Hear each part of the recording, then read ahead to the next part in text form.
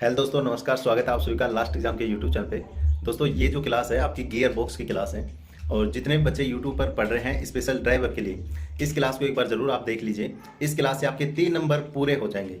चाहिए आपको फिर गियर बॉक्स के बारे में कुछ भी नहीं पता हो, जिसने आज तक गियर बॉक्स देखा भी नहीं है उसके भी 3 नंबर पूरे हो जाएंगे। इस क्लास को एक बार पूरा कंप्लीट कर लीजिए और जैसे जो आगे के टॉपिक हैं वो सारे टॉपिक इसी तरीके से हम बैच में करवा रहे हैं। तो जिन बच्चों ने अभी तक बैच नहीं किया है, जो स्क्रीन पर आपके नंबर दिख रहे हैं, इन नंबर पे आप मुझे कांटेक्ट कर सकते हैं और जो लास्ट एग्जाम का एप्लीकेशन है उसका लिंक नीचे डिस्क्रिप्शन में दिया गया है, तो उसे आप डाउनलोड कर लीजिए और इस बैच को परचेज कर सकते हैं। पूरी अच्छी तरीके से मेहनत करवाई जा रही है और अभी आपके पास में केवल 7 मंथ का टाइम बचा हुआ है। क्या तो आप अपने टाइम को खराब कर लो या फिर स्टडी कर लो, ठीक है।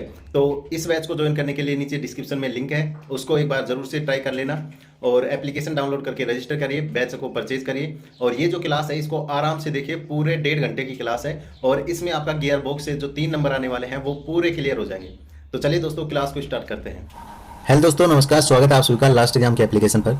दोस्तों, ये आज आपकी 23वें नंबर की क्लास होने वाली है। इससे पहले हमने 22 क्लास है वो कंप्लीट कर ली है। जिन भी बच्चों ने ये क्लास नहीं देखी है तो वो इन क्लासेस को पहले कंप्लीट कर लीजिए और उसके बाद आप इस क्लास को देखिए। जो लोग इस क्लास को यूट्यूब पर देख रहे हैं तो दोस्तों आपके लिए नीचे डिस्क्रिप्शन में लास्ट एग्जाम के एप्लीकेशन का लिंक दिया गया है। आप उस एप्लीकेशन को डाउनलोड कीजिए और एप्लीकेशन पर रजिस्टर करके आप इस बैच को परचेज कर सकते हैं। ये जो क्लास है आपकी गियर बॉक्स की क्लास होने वाली है, जिससे आपके एग्जाम में लगभग 3 से 4 नंबर का जो सिलेबस है वो आ सकता है। तो इस क्लास को देखने के बाद आपके जो 3 नंबर हैं वो पूरे पक्के आपके हो जाएंगे, अगर आपने गियर बॉक्स के बारे में आज तक पढ़ा भी नहीं है तो। अगर आप गियर बॉक्स के बारे में कुछ भी नहीं जानते हैं तो भी आपके 3 नंबर इस क्लास से आज पक्के हो जाएंगे।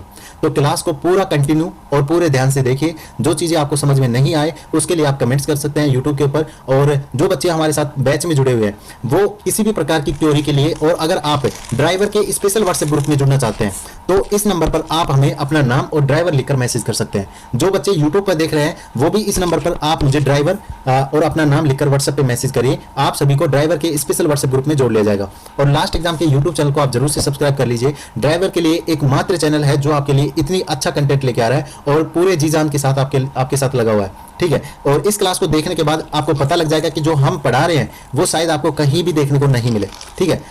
तो चलिए दोस्तों, क्लास को स्टार्ट करते हैं। और ये जो इमेज आपको दिख रही है दोस्तों, इसमें आपको दिख रहा होगा किस प्रकार से आपका जो गियर है वो इसके अंदर की गतियां होती हैं और किस प्रकार के आपके जो गियर्स हैं वो घूमते हैं, एक दूसरे से किस प्रकार कनेक्ट होते हैं और किस प्रकार आप गियर को चेंज कर सकते हैं। ये पूरा ट्रांसमिशन सिस्टम है आज इस वीडियो में हम पढ़ने वाले हैं। और किस प्रकार से आपके जो इंजन की पावर है वो आपके गाड़ी के पहियों तक पहुंचती है, ठीक है।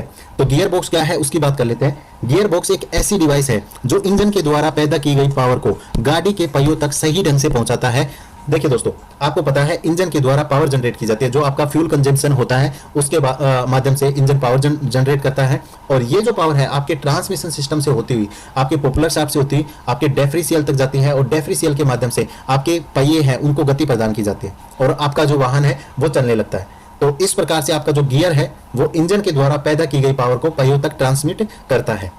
गियर बॉक्स अथवा ट्रांसमिशन ऑटोमोबाइल व्हीकल में उसकी गति के लिए और टॉर्क बदलने के लिए एक युक्ति होती है जो इंजन तथा व्हील के बीच में लगी होती है। तो ये डायग्राम जो आपको दिख रहा है आपको पता होगा, ये शुरुआत में आपका इंजन है, बीच में आपका पूरा ट्रांसमिशन सिस्टम है और फिर पोपुलर शाफ्ट है और उसके बाद दोस्तों ये आपका पीछे का डिफरेंशियल है। तो दोस्तों ये जो बीच का पार्ट है इसे पूरा ट्रांसमिशन सिस्टम कहा जाता है, जिसमें आपका गियर बॉक्स भी आता है, ठीक है। तो ऑटोमोबाइल व्हीकल में उसकी गति एवं टॉर्क बदलने के लिए एक युक्ति होती है जिसे हम गियर बॉक्स कहते हैं। और ये जो गियर बॉक्स है आपके इंजन और व्हील के बीच में लगा होता है, ठीक है दोस्तों। तो कंप्लीट इस गियर बॉक्स की बात करेंगे। इस वीडियो को पूरा ध्यान से देखिए, आपका एक भी सवाल इस वीडियो में नहीं रहने वाला है, ठीक है। जो लोग यूट्यूब पर देख रहे हैं वो भी इस क्लास का नोट्स बना सकते हैं और इस बैच को आप परचेज कर सकते हैं। जब हम एक्सीलरेटर देते हैं, आपको पता है जब हम रेस का पेडल दबाते हैं तो इंजन के द्वारा पावर जनरेट की जाती है और उतनी ही फ्यूल उसमें इस्तेमाल होता है। जैसे आप ज़्यादा एक्सीलरेटर दोगे तो उसमें फ्यूल जो कंजप्शन है वो ज़्यादा होगा, कम दोगे तो उसमें अपने हिसाब से होगा, ठीक है। लेकिन यह पावर हमें कभी कम चाहिए और कभी अधिक मात्रा में चाहिए। जैसे कभी हमें गाड़ी स्लो करनी पड़ती है और कभी गाड़ी को हमें फास्ट करना पड़ता है। तो इंजन के द्वारा जो पावर जनरेट होती है दोस्तों वो हमें कभी कम मात्रा में भी चाहिए होती है और कभी हमें अधिक मात्रा में भी चाहिए होती है। इसलिए हम गियर का जो इस्तेमाल है वो किया जाता है। जैसे शुरुआत में मान लीजिए ये रोड है, आपने गाड़ी है वो अपना स्टार्ट करा और जब आपने गाड़ी स्टार्ट करा तो दोस्तों शुरुआत में आपको गति है उसको धीरे धीरे आप बढ़ाते हो। ऐसे थोड़ी आप चौथे गियर में गाड़ी स्टार्ट करके चलने लग जाते हो, तो ऐसा नहीं है। शुरू में जो आपको स्पीड है वो आपको कम चाहिए। तो जब आपकी कम स्पीड होती है उस समय जो टॉर्क है वो दोस्तों आपको ज्यादा चाहिए। टॉर्क का मतलब होता है दोस्तों बल, यानी कि जो आपकी गाड़ी को स्थिर अवस्था से गतिमान अवस्था में ले आए उसे हम टॉर्क कहते हैं। और जो आपकी स्पीड है वो आपको शुरुआत में कम चाहिए, ठीक है। तो इसी स्पीड को कम और अधिक करने के लिए, टॉर्क को कम और अधिक करने के लिए, यानी कि यहां पे ये जो लाइन आपने पढ़ी है कि उसकी गति और टॉर्क को बदलने वाली युक्ति, ये क्या होती है, गियर बॉक्स होते हैं। यानी कि जो आपकी गति है और जो आपका टॉर्क है इसको बदलने के लिए, यानी कि कम और अधिक करने के लिए आपको गियर का इस्तेमाल करना पड़ता है। समझ में आ गई बात, ठीक है। अब मैं आपको एक चीज बताता हूं, देखिए जब आपकी गाड़ी स्टार्ट होती है या फिर आपकी गाड़ी चढ़ाई पर चढ़ती है या फिर आप अपनी गाड़ी से अधिक मात्रा में जो माल है उसका वहन करते हैं, तो ऐसी स्थिति में आपकी जो गाड़ी है उसकी स्पीड आपको कम चाहिए और वैसी स्थिति में आपको जो टॉर्क है वो अधिक चाहिए, ठीक है। तो इस चीज को आप याद रखना, इसका बाद में काफी इस्तेमाल आएगा, जो आपको गियर समझाने में आपको आसानी रहेगी। मोटर गाड़ी चलाने के लिए निम्न अवरोध यानी कि जो आपकी रुकावटें हैं वो आपको आती हैं। पहली कौन सी रुकावट है, अगर आप सड़क पर चढ़ाई कर रहे हैं तो आपको गियर की जरूरत पड़ती है, गियर चेंज करने की जरूरत पड़ती है। वाहन को वायु की विपरीत दिशा में ले जाने के लिए आपको गति है उसकी रुकावट में पैदा होती है, रुकावट पैदा होती है, तो उस समय भी आपको गियर वगैरह में, ट्रांसमिशन सिस्टम में चेंज करना पड़ता है।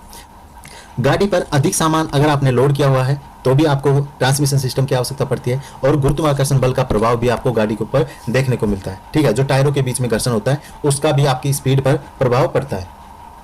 किसी भी गाड़ी को चढ़ाई पर ले जाने के लिए, शुरुआत से चलाने के लिए या फिर लोड उठाने के लिए आपको अधिक टॉर्क की आवश्यकता पड़ती है एवं कम स्पीड की आवश्यकता पड़ती है, ठीक है। तो ये चीज याद रखना, अगर आप किसी भी गाड़ी को चढ़ाई पर ले जा रहे हैं या फिर शुरुआत से जब आपकी गाड़ी बंद है तो आप उसे स्टार्ट करना चाह रहे हैं और गतिमान करना चाहते हैं या फिर लोड उठाना चाहते हैं, तो ऐसी स्थिति में आपको अधिक टॉर्क की आवश्यकता पड़ती है और कम स्पीड की आपको आवश्यकता पड़ती है। और इस स्थिति में जो आपकी गाड़ी है वो आपको पता होगा फर्स्ट गियर में होती है, फर्स्ट गियर में आपकी गाड़ी है वो होती है।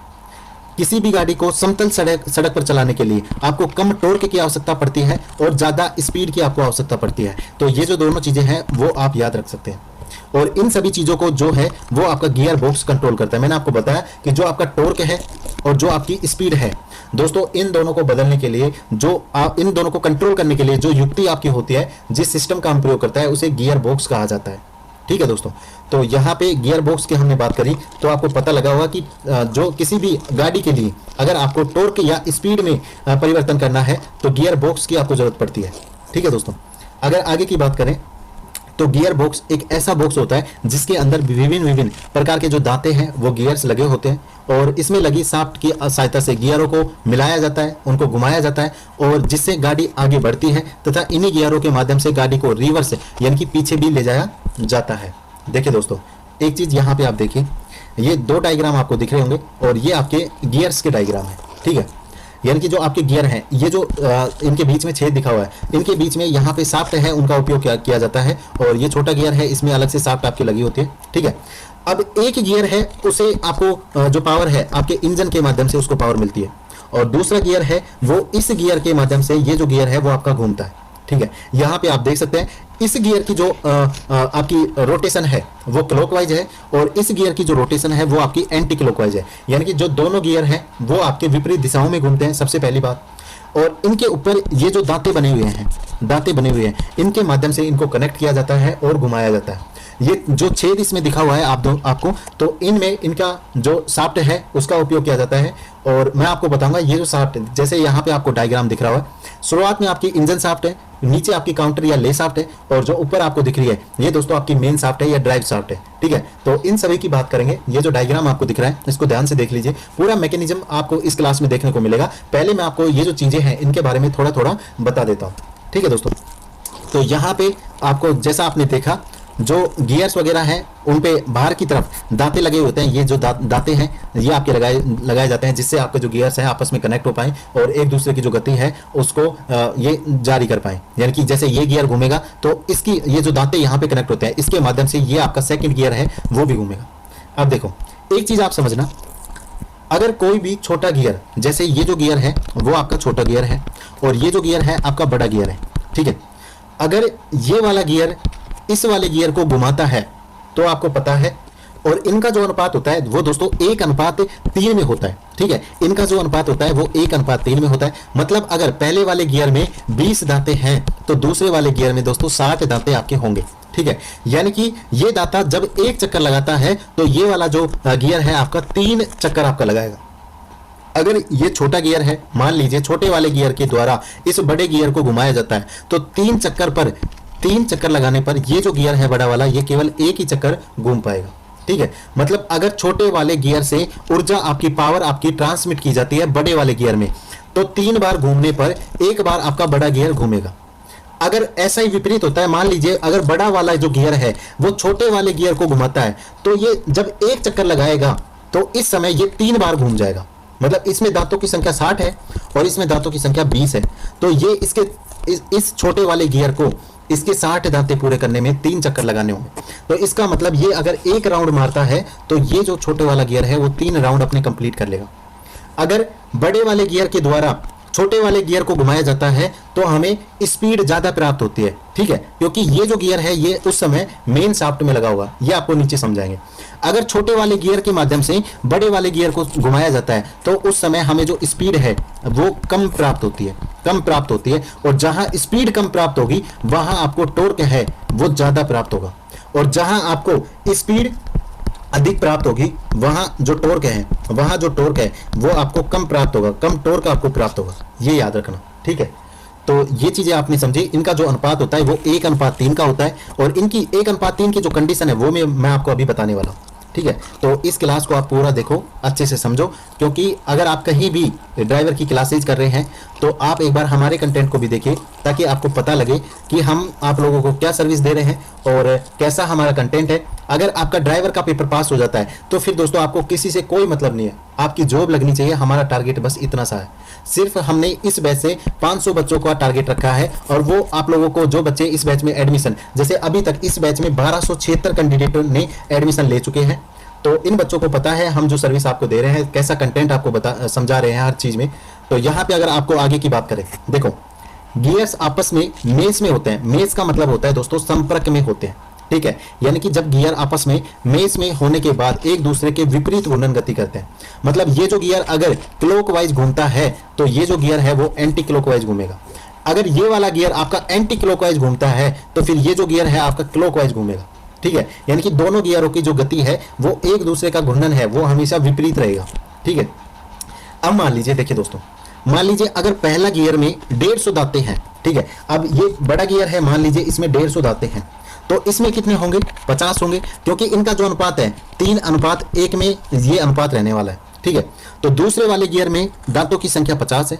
तो ऐसी स्थिति में मैंने आपको बताया, जब बड़ा वाला गियर छोटे वाले गियर को घुमाएगा तो वो छोटे वाले गियर को तेजी से घुमाएगा। मतलब आप ये देख सकते हैं, मान लीजिए ये एक छोटा बच्चा है, ठीक है, ये एक बड़ा बच्चा है,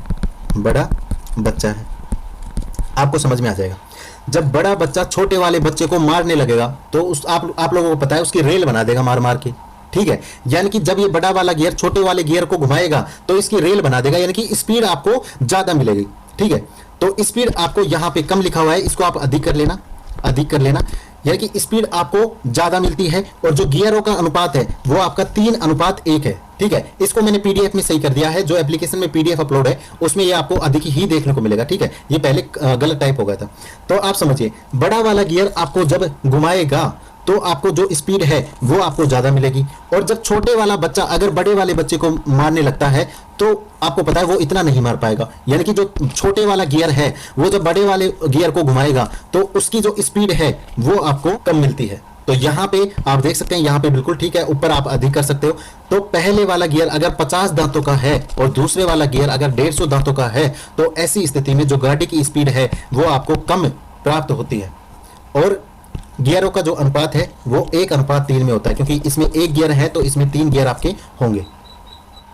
तो ये जो सारी चीजें हैं आपको समझ में आ गई होंगी। और इससे पहले बात करते हैं गियर्स के प्रकार के बारे में। सबसे पहले देखिए दोस्तों, ये जो गियर है इनके ऊपर कुछ दांते इस प्रकार से बने हुए हैं। ठीक है, ये समांतर क्रम में दांते बने हुए हैं, और इन दांतों की जो बनावट है वो कहीं पे आपको कोन के हिसाब से देखने को मिलेगी, कहीं पे वी शेप में आपको देखने को मिलेगी, और इस प्रकार इनकी बनावट के आधार पर गियर को कई भागों में बांटा गया है। ठीक है, तो उनके प्रकार के बारे में देखते हैं, किस किस प्रकार की बनावट के आधार पर इन्हें बांटा गया है।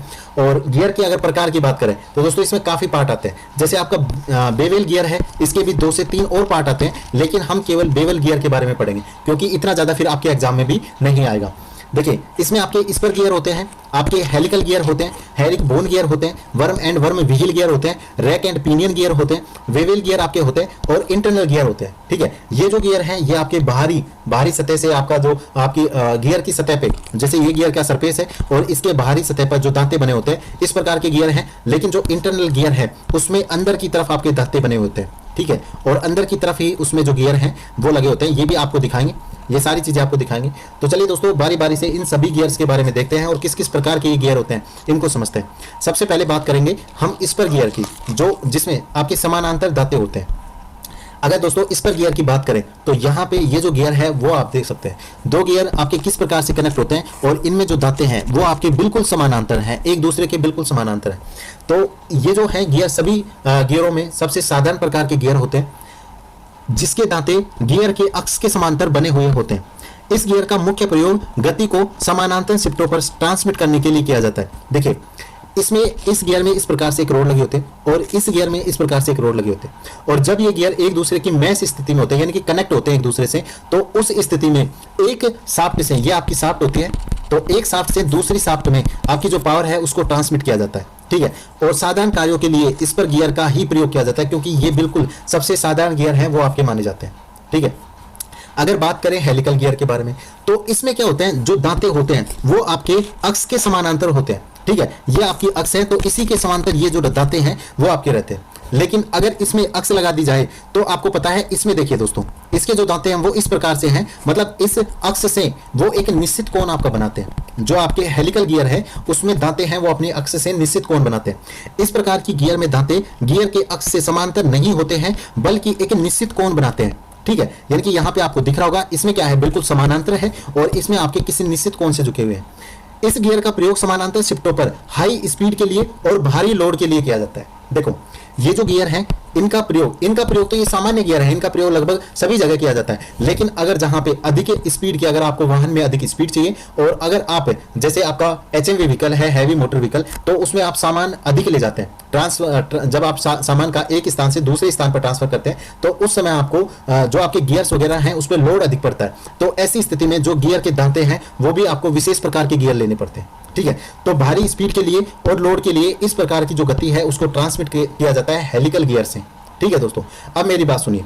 देखिए ये जो गियर है यहाँ पे इसके आप दांते देखिए, ये गियर आपके साधारण गियर यानी कि इस पर गियर से अच्छे तो हैं लेकिन इतने ज्यादा अच्छे भी नहीं है। मतलब अगर कोई दूसरा गियर यहाँ पे इसके अटैच में आता है तो एक दूसरे से ये जो भार होता है, गाड़ी का भार, अगर उसे सहन नहीं कर पाते हैं तो ये एक दूसरे से फिसलन के कारण खिसक जाते हैं। आपने सुना होगा कई बार कि जो गियर है वो फेल हो गए या फिर गियर है उनके मतलब एक दूसरे से वो थोड़ा डिस्कनेक्ट हो गए, तो ऐसी स्थिति है वो गाड़ी में उत्पन्न हो जाती है।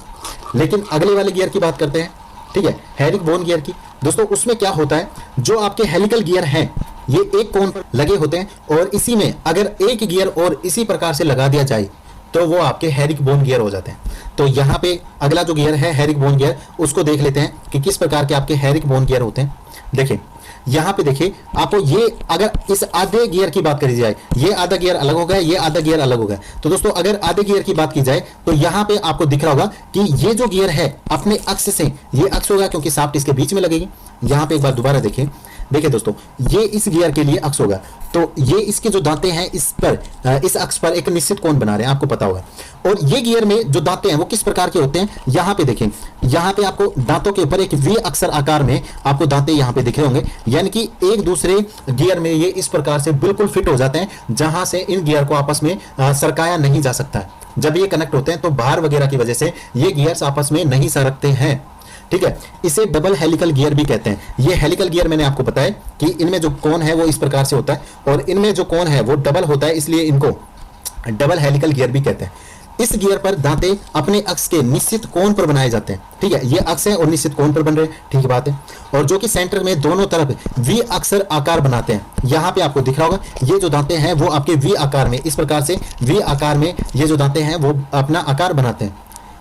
इस गियर का प्रयोग समानांतर शाफ्टों पर हाई स्पीड के लिए, मैंने आपको बताया ये जो गियर है वो हाई स्पीड में और हाई वेट की वजह से यानी कि भारी लोड की वजह से अपनी जो गति है उसको ट्रांसमिट इनको किया जाता है। और इसकी ये जो इनकी साइड है वो दोस्तों कभी धकेलती नहीं है, मतलब एक दूसरे गियर से वो कभी भी डिस्कनेक्ट नहीं होते हैं, जिससे ये जो गियर है वो ज्यादा अधिक समय तक अपनी स्थान पर टिके रहते हैं और गाड़ी को अच्छी पावर देते हैं, जिससे आपकी जो स्पीड है और जो आपका लोड है वो दोनों प्रकार से सहन किया जा सके। और इस प्रकार के जो गियर हैं वो गाड़ी में यूज किए जाते हैं, हैरिक बोन गियर। अगले गियर की बात करें तो चौथे नंबर के जो हमारे गियर्स आते हैं उनकी बात कर लेते हैं। तो यहाँ पे आपको जो इनका डायग्राम है ये किस प्रकार से रोटेट करते हैं वो भी आपको दिख रहा होगा।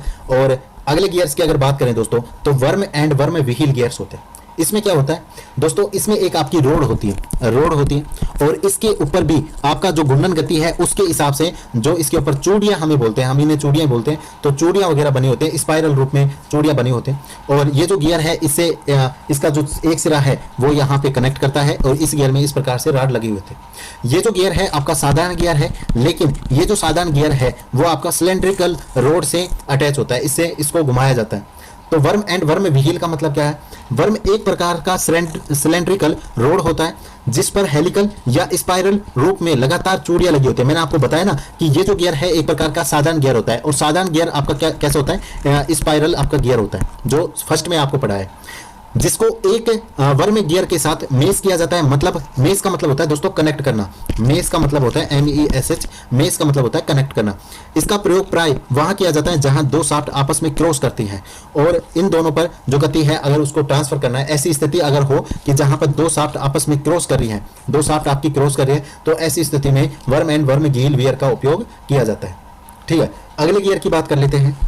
ये आपसे किस प्रकार से पूछे जाएंगे? आपसे क्या तो इस डायग्राम को बताया जा सकता है या फिर पूछा जा सकता है कि ऐसी स्थिति जहां पर दो शाफ्ट आपस में क्रॉस करती हैं तो उस स्थिति में किस प्रकार के गियर का उपयोग किया जाता है? तो आपको बताना होगा worm and worm wheel gear का उपयोग उस स्थिति में किया जाता है। तो यहाँ पे नीचे आपको एक रैक दिख रही होगी जिस पर साधारण प्रकार से जो दांते हैं वो बनाए गए हैं और यहाँ पे ऊपर एक आपको सिंपल गियर दिख रहा होगा जिस पर दांते बनाए गए हैं। तो ये गियर है वो इस पर चलता है और इस प्रकार से जो आपकी शाफ्ट वगैरह है उसको घुमाया जाता है। तो रैक एक प्रकार की फ्लैट बार होती है, यहाँ पे डायग्राम आपको दिख रहा होगा किस प्रकार से ये रोटेट करते हैं और जिस पर सीधे और सीरीज में दांते बने हुए होते हैं। इसके साथ एक पिनियन मेश कर दिया जाता है जिस पर स्पर गियर के समान सीधे दांते बने होते हैं। तो ये जो ऊपर गियर आपको दिख रहा है ये आपका एक स्पर गियर होता है और नीचे आपको जो रैट है वो फ्लैट बार में दिख रही होगी। तो इस प्रकार का अगर गियर सेटअप होता है तो उसे हम रैक एंड पिनियन गियर कहते हैं। ठीक है दोस्तों, अगर आगे की बात करें तो आगे की बात करते हैं बेवल गियर के बारे में। अगर दोस्तों बेवल गियर की बात करें तो ये दोनों एक अक्ष पर अपने आप को काटते हैं, दोनों शाफ्ट एक दूसरे को। और यहाँ पे आप देखें इसकी जो गति है आप यहाँ पे देख सकते हैं किस प्रकार से ये एक दूसरे के ऊपर रोटेट करते हैं, घूर्णन करते हैं। जब दो शाफ्टों के अक्ष एक दूसरे को काटते हैं तो शाफ्ट किसी कोण में फिट हो तो ऐसे शाफ्टों की गति ट्रांसमिट करने के लिए बेवल गियर का प्रयोग किया जाता है। मतलब अगर आपके शाफ्ट किसी कोण पर फिट होते हैं, जैसे इसमें जो शाफ्ट लगा होगा दोस्तों वो इस प्रकार से होगा और इसमें जो शाफ्ट लगा होगा वो इस प्रकार से होगा। अगर दोनों शाफ्ट किसी कोण पर फिट होते हैं तो ऐसी स्थिति में जो आपके बेवल गियर है उनका प्रयोग किया जाता है। ठीक है दोस्तों, उसके बाद दोस्तों अगर बात करें इंटरनल गियर के बारे में तो आपको मैंने बताया जो इंटरनल गियर हैं उसमें जो दांते बने होते हैं वो आपके गियर के अंदर की साइड बने होते हैं। यहाँ पे आप देखिए जो दांते हैं वो पूरे अंदर की साइड बने होते हैं और इनमें अंदर की तरफ अलग गियर लगे होते हैं। ठीक है, तो यहाँ पे इन्हें रिंग गियर कहते हैं, रिंग गियर, यहाँ पे इन्हें रिंग गियर कहते हैं। तो इनके बारे में भी आगे आपको ऑटोमोबाइल जो ट्रांसमिशन गियर बॉक्स है उसमें आपको ऑटोमेटिक ट्रांसमिशन गियर बॉक्स उसमें आपको इस प्रकार के जो गियर है इंटरनल गियर वो देखने को मिलते हैं। इंटरनल गियर इसके दांते हैं वो अंदर की सतह पर बने होते हैं, इसलिए हम इनको इंटरनल गियर कहते हैं और दोनों गियर एक समान दिशा में ही गति करते हैं। ठीक है, यहाँ पे जो गियर्स हैं वो विपरीत दिशा में गति करते हैं, मैंने आपको बताया। और यहाँ जो इंटरनल गियर है इसमें एक समान दिशा में ही गति करते हैं। और जो जैसे जो आपका ऑटोमेटिक ट्रांसमिशन गियर बॉक्स होता है वो किस प्रकार से होता है, यहाँ पे बीच में बाहर की तरफ एक गियर होता है और बीच में एक सन गियर उसमें लगा होता है और यहाँ पे तीन अलग अलग गियर के माध्यम से इनको कनेक्ट किया जाता है। ठीक है, इनको कनेक्ट किया जाता है। तो यहाँ से जो आउटपुट है वो शाफ्ट लगे होते हैं, इधर की शाफ्ट आपकी इनपुट शाफ्ट लगे होते हैं। तो ये सारी चीजें भी आपको पढ़ाने वाले। बड़े गियर को क्या कहते हैं? एंगुलर रिंग कहते हैं या फिर इसे रिंग गियर कहते हैं और छोटे गियर को क्या कहते हैं? पिनियन कहते हैं। ठीक है दोस्तों, तो ये सारे जो गियर के प्रकार हैं वो आपको देखने को मिल गए होंगे और सारे किस प्रकार से रोटेट करते हैं वो भी आपको देखने को मिल गया होगा। ठीक है दोस्तों, ये जो आपको दिख रहा है इस प्रकार से जो आपके इंटरनल गियर हैं वो आपकी गति करते हैं। ठीक है दोस्तों। तो यहाँ पे अभी तक हमने क्या पढ़ा है उसको एक बार देख लीजिए। गियर्स क्या होते हैं? ऐसी डिवाइस जो आपके इंजन की पावर को आपके पहियों तक ट्रांसफर करती है, उसे हम गियर बॉक्स कहते हैं। और गियर बॉक्स के माध्यम से ही एक जो गाड़ी है उसकी गति को और टॉर्क को हम मेंटेन कर सकते हैं। ठीक है दोस्तों। उसके बाद में यहाँ पे गियर का जो अनुपात होता है वो 1:3 होता है। अगर बड़ा गियर पहले हो तो अनुपात 3:1 होगा, अगर छोटा गियर पहले हो तो अनुपात 1:3 होगा। ठीक है। अगर इसमें जो गियर्स होते हैं उनकी जो गति है वो घूर्णन गति एक दूसरे के विपरीत होती है। और यहाँ पे आप देख सकते हैं इसमें जो गति है वो आपकी क्लॉकवाइज है, इसमें जो गति है वो आपकी एंटी क्लॉकवाइज है। उसके बाद में हमने गियर्स के प्रकार के बारे में देखा। तो सबसे पहले स्पाइरल गियर जो सबसे साधारण प्रकार के होते हैं, हेलिकल गियर जो छोटे से कोन के साथ में, निश्चित कोन के साथ में बने हुए होते हैं दांते, और हेरिक बोन गियर इसमें वी प्रकार के दांते हैं वो बने होते हैं। और उसके बाद worm and worm wheel gear जिसमें एक सिलेंड्रिकल रोड होती है और आपका एक सिंपल स्पाइरल रूप में चूड़ीदार गियर होता है। रैक एंड पिनियन गियर की बात करें तो नीचे रैक एक पट्टीनुमा होता है जिस पर दांते बने होते हैं फ्लैट बार में, और ऊपर उसके ऊपर एक पिनियन गियर के रूप में स्पाइरल गियर लगा होता है। बेवल गियर की बात करें तो दो अगर अक्ष एक दूसरे को काटते हैं, शाफ्ट एक दूसरे को काटते हैं, तो इस प्रकार के गियर बॉक्स के लिए बेवल गियर का प्रयोग किया जाता है। इंटरनल गियर की बात करें तो ये आपके ऑटोमोबाइल ट्रांसमिशन में काम आते हैं, और इसमें जो दांते होते हैं वो अंदर की तरफ होते हैं। ठीक है। इसमें दोनों गियर आपके एक ही दिशा में घूर्णन करते हैं, गति करते हैं। बड़े वाले व्हील को या तो रिंग व्हील कहते हैं, रिंग गियर कहते हैं, या फिर एंगुलर रिंग कहते हैं, और छोटे वाले व्हील को क्या कहते हैं? पिनियन कहते हैं। अब दोस्तों बात करते हैं आपके गियर बॉक्स के बारे में। और इसको समझने से पहले देखो, पूरा माइंड है अपना कांस्टेंट कीजिए, एक जगह पे स्थिर करिए और फिर इस चीज़ को समझने की कोशिश कीजिए। बहुत ही सरल मैकेनिज्म है और गियर बॉक्स एक बार में आपको पूरा समझ में आ जाएगा। ठीक है। यहाँ पे जो चीज़ें हैं पहले मैं आपको समझा देता हूँ। यहाँ पे ये चीज़ें आपने देखी किस प्रकार से रोटेट करते हैं, लेकिन अब इसका जो सरल मैकेनिज्म है वो आप समझिए। सबसे पहले देखो, मैं आपको एक चीज़ बताता हूँ। ये जो शाफ्ट आपको पहले नंबर पे दिख रही है, ठीक है, ये सिर्फ इतना है, इतना पार्ट है। ठीक है। और ये जो शाफ्ट है इसके आगे आपका क्लच बॉक्स आता है और यहाँ पे आपका इंजन आता है। ठीक है। ये आपका क्लच बॉक्स आ गया, क्लच बॉक्स, और ये आपका इंजन बॉक्स आ गया, ये आपका इंजन आ गया। ठीक है। तो इंजन से जो पावर आपकी ट्रांसमिट होती है वो क्लच बॉक्स से आती हुई इस शाफ्ट के माध्यम से इस गियर को प्राप्त होती है सबसे पहले। ठीक है। आराम से समझो, कोई जल्दबाजी नहीं है, बस आपको समझ में आना चाहिए। ये जो क्लास है इसका 80% आपको इसी क्लास में याद होना चाहिए। ठीक है। तो पहला गियर है वो हमारा ये है। ठीक है। ये पहला गियर वो नहीं है जो गाड़ी में लगाते हैं, मतलब पहला गियर है वो आपका यहाँ पे है। ठीक है। तो ये जो शाफ्ट आपको दिख रही है दोस्तों, ये जो शाफ्ट आपको दिख रही है जो इस गियर से कनेक्ट है, इसे हम क्या बोलेंगे? बोलेंगे क्या? देखो, इंजन से आ रही है ये शाफ्ट, आपको पता है, तो हम इसे इंजन शाफ्ट बोलेंगे। ठीक है। दूसरा नाम क्या हो सकता है? क्लच बॉक्स से आ रही है तो हम इसे क्लच शाफ्ट भी बोलेंगे। ठीक है। और इस शाफ्ट में देखो, सबसे पहले क्या होता है, कोई भी डिवाइस होती है उसको हम इनपुट देते हैं, इनपुट हमने दिया और उससे हमें लास्ट में आउटपुट मिलता है। ठीक है। आउटपुट मिलता है और बीच में प्रोसेसर होता है। ठीक है। प्रोसेसिंग होती है किसी भी चीज के लिए, कंप्यूटर भी मान सकते हो। तो देखिए दोस्तों, इस इंजन से सबसे पहले इनपुट दिया गया जो आपके क्लच बॉक्स से होता हुआ आपके फर्स्ट गियर तक पहुंचा। ठीक है दोस्तों। तो यहाँ पे इस शाफ्ट को हम इनपुट शाफ्ट भी कह सकते हैं, कि मतलब ये जो शाफ्ट है इस शाफ्ट से हमें इनपुट भी मिलता है। ठीक है दोस्तों। अब बात हो गई इस शाफ्ट के बारे में। ठीक है। इसको मैं मिटा लेता हूं और दूसरी शाफ्ट के बारे में बात करते हैं। ठीक है। ये आपके एक नीचे की शाफ्ट है जो यहाँ पे आपको दिख रही है, पूरा शाफ्ट है ये। ठीक है दोस्तों। ये पूरा आपका शाफ्ट है और इस शाफ्ट को हम क्या बोलते हैं? इसके दो नाम हैं। इसको हम ले शाफ्ट बोलते हैं, LAY, ले, और शाफ्ट। ठीक है दोस्तों, ले शाफ्ट बोलते हैं, या फिर दोस्तों इसे हम काउंटर शाफ्ट भी कहते हैं। ठीक है। ये हमारा ले शाफ्ट भी है, काउंटर शाफ्ट भी है, और इसे किसी जगह आपको मिडिल शाफ्ट भी देखने को मिल सकता है। ठीक है। तो यानी कि मध्यम का शाफ्ट होता है वो भी आपको मिल सकता है, लेकिन ज्यादातर जगह पे आपको ले शाफ्ट आपको देखने को मिलेगा और कई कई जगह पे आपको काउंटर शाफ्ट भी आपको देखने को मिलेगा। ठीक है। तो ये जो शाफ्ट है ये आपके इनपुट शाफ्ट हो गई, क्लच शाफ्ट हो गई, इंजन शाफ्ट हो गई, और ये जो शाफ्ट है आपकी वो आपकी ले शाफ्ट हो गई और आपकी काउंटर शाफ्ट हो गई। ठीक है। दो शाफ्ट आपकी पूरी हो चुकी है। ठीक है। बहुत आराम से समझाएंगे ताकि आपको बाद में ज्यादा नहीं समझना पड़े। शुरुआत में अगर आपकी नींव अच्छी होगी तो आपके शायद कॉन्सेप्ट क्लियर होते चलेंगे। ठीक है। अब तीसरा शाफ्ट ये आपका आता है। ठीक है। तीसरा शाफ्ट ये आता है। अब देखो, जो गाड़ी को आपका इससे आगे क्या जुड़ा होता है, इससे ये जो राड आपकी जुड़ी हुई है, यहाँ पे राड आपकी जुड़ी है, इसको हम प्रोपेलर शाफ्ट कहते हैं, प्रोपेलर शाफ्ट कहते हैं, शाफ्ट कहते हैं। और इससे आगे क्या देखने को आपको मिलेगा? डिफरेंशियल आपको देखने को मिलेगा, ये डिफरेंशियल आपको देखने को मिलेगा। और यहाँ पे जो आपके रिवर्स व्हील होते हैं, यानी कि पीछे के जो व्हील हैं वो इससे जुड़े होते हैं। तो इस प्रकार से पूरा मैकेनिज्म होता है। अब ये जो पीछे की शाफ्ट होती है दोस्तों, इसको हम मेन शाफ्ट कहते हैं। मेन शाफ्ट क्यों? क्योंकि इसके माध्यम से ही जो आपके टायर हैं वो घूमते हैं, इसलिए इस शाफ्ट को हम मेन शाफ्ट कहते हैं। इसे ड्राइव शाफ्ट भी कहते हैं क्योंकि गाड़ी इसके माध्यम से ड्राइव करती है, गाड़ी आपकी चलती है, तो इसे हम इस शाफ्ट को हम ड्राइव शाफ्ट भी कहते हैं। और इसी शाफ्ट को हम आउटपुट शाफ्ट भी कहते हैं। आउटपुट शाफ्ट क्यों? अगर ये शाफ्ट इनपुट है तो ये बीच का शाफ्ट होगा, यहां से आपकी पावर आती है और इसके माध्यम से इधर चली जाती है, तो यानी कि जिससे हमें लास्ट स्थिति में पावर मिलती है तो उसे हम आउटपुट शाफ्ट कहते हैं। तो तीनों जो शाफ्ट हैं वो आपको समझ में आ गई होंगी। पहली जो शाफ्ट है आपकी वो क्लच शाफ्ट है, इंजन शाफ्ट है या फिर इनपुट शाफ्ट कहते हैं। दूसरी शाफ्ट आपकी ले शाफ्ट या काउंटर शाफ्ट होगी। तीसरी शाफ्ट आपकी मेन शाफ्ट, ड्राइव शाफ्ट या आउटपुट शाफ्ट इनको कह सकते हैं। इस शाफ्ट को हम ये कह सकते हैं, काउंटर शाफ्ट के लिए ये होगा और इनपुट शाफ्ट के लिए ये होगा। अब इसमें आपको एक शाफ्ट और दिख रही है, ये छोटा सा शाफ्ट आपको दिख रहा है, ये जो आपको हैंडल दिख रहा है, ठीक है, ये आपका रिवर्स गियर के लिए है, रिवर्स गियर के लिए है। तो इसे हम रिवर्स शाफ्ट भी कहते हैं, यहाँ पे लिखा हुआ नहीं है लेकिन इसे हम रिवर्स शाफ्ट भी कहते हैं क्योंकि रिवर्स गियर के समय हमें पीछे के गियर के लिए ये उपयोग में आते हैं। या फिर इसे आइडलर शाफ्ट भी कहते हैं, आइडलर शाफ्ट भी इसे कहते हैं। तो चार शाफ्ट होती हैं। पहली आपकी इनपुट शाफ्ट होती है, इनपुट शाफ्ट। दूसरी आपकी काउंटर शाफ्ट होती है, काउंटर शाफ्ट या ले शाफ्ट, आपकी ले शाफ्ट हो जाती है। तीसरी आपकी मेन शाफ्ट होती है, मेन शाफ्ट या आउटपुट शाफ्ट होती है। और जो चौथी है वो आपकी रिवर्स शाफ्ट होती है, रिवर्स आपकी शाफ्ट होती है, ठीक है। तो ये चार प्रकार की शाफ्ट आपके इंजन में लगी होते हैं। उसके बाद देखिए इसका जो मैकेनिज्म है वो समझते हैं। ये आपकी इंजन शाफ्ट है, ये आपकी इंजन शाफ्ट है। तो इससे आपको पता है पावर आने वाली है।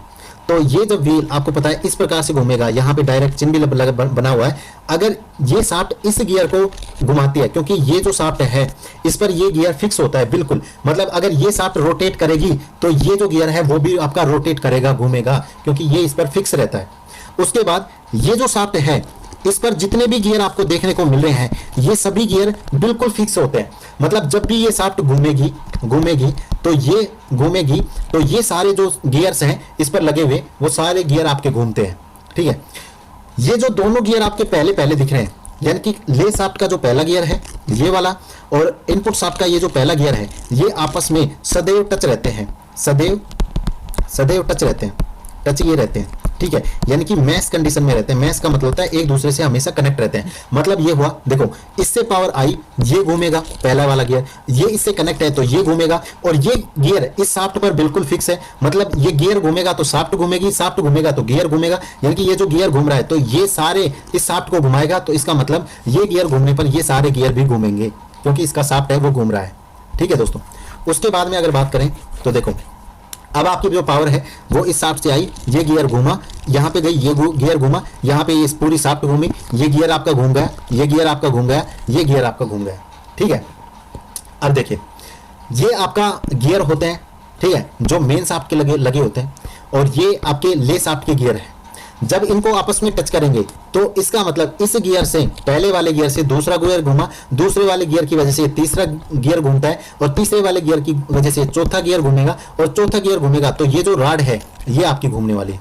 और एक बात और याद रखना, जो ये जो शाफ्ट आपको दिख रही है मेन शाफ्ट, इस पर जो गियर लगे हुए हैं ये फ्री टू मूव होते हैं, फ्री टू मूव होते हैं। इसका मतलब क्या है? मतलब ये है कि अगर आपकी गियर्स घूम रहे हैं तो जरूरी नहीं है कि आपकी शाफ्ट घूमेगी। यानी कि ये फ्री स्वतंत्र अवस्था में ये आपके जो गियर है, स्वतंत्र अवस्था में ये आपके गियर लगे हुए होते हैं, ठीक है। ये जब गियर घूमेंगे तो आपकी शाफ्ट कब घूमेगी? जब आपका गियर लगा हुआ होगा, ठीक है। तो इन सारी चीजों पे अब बात करेंगे। तो सारी चीजें मैंने आपको समझा दी हैं, और किस प्रकार से गियर फ्री टू मूव होते हैं और किस प्रकार से घूमते हैं वो सारी चीजों पे बात करेंगे। एक बार दोबारा देख लीजिए, ये अगर इनपुट पावर आती है इंजन से तो ये गियर घूमेगा, इससे ये गियर फिक्स होते हैं तो ये जरूर घूमेगा, और जब ये गियर घूमेगा तो ये इस राड पर बिल्कुल फिक्स होते हैं, तो राड घूमेगी तो उस पर लगे हुए सारे गियर हैं वो घूमेंगे।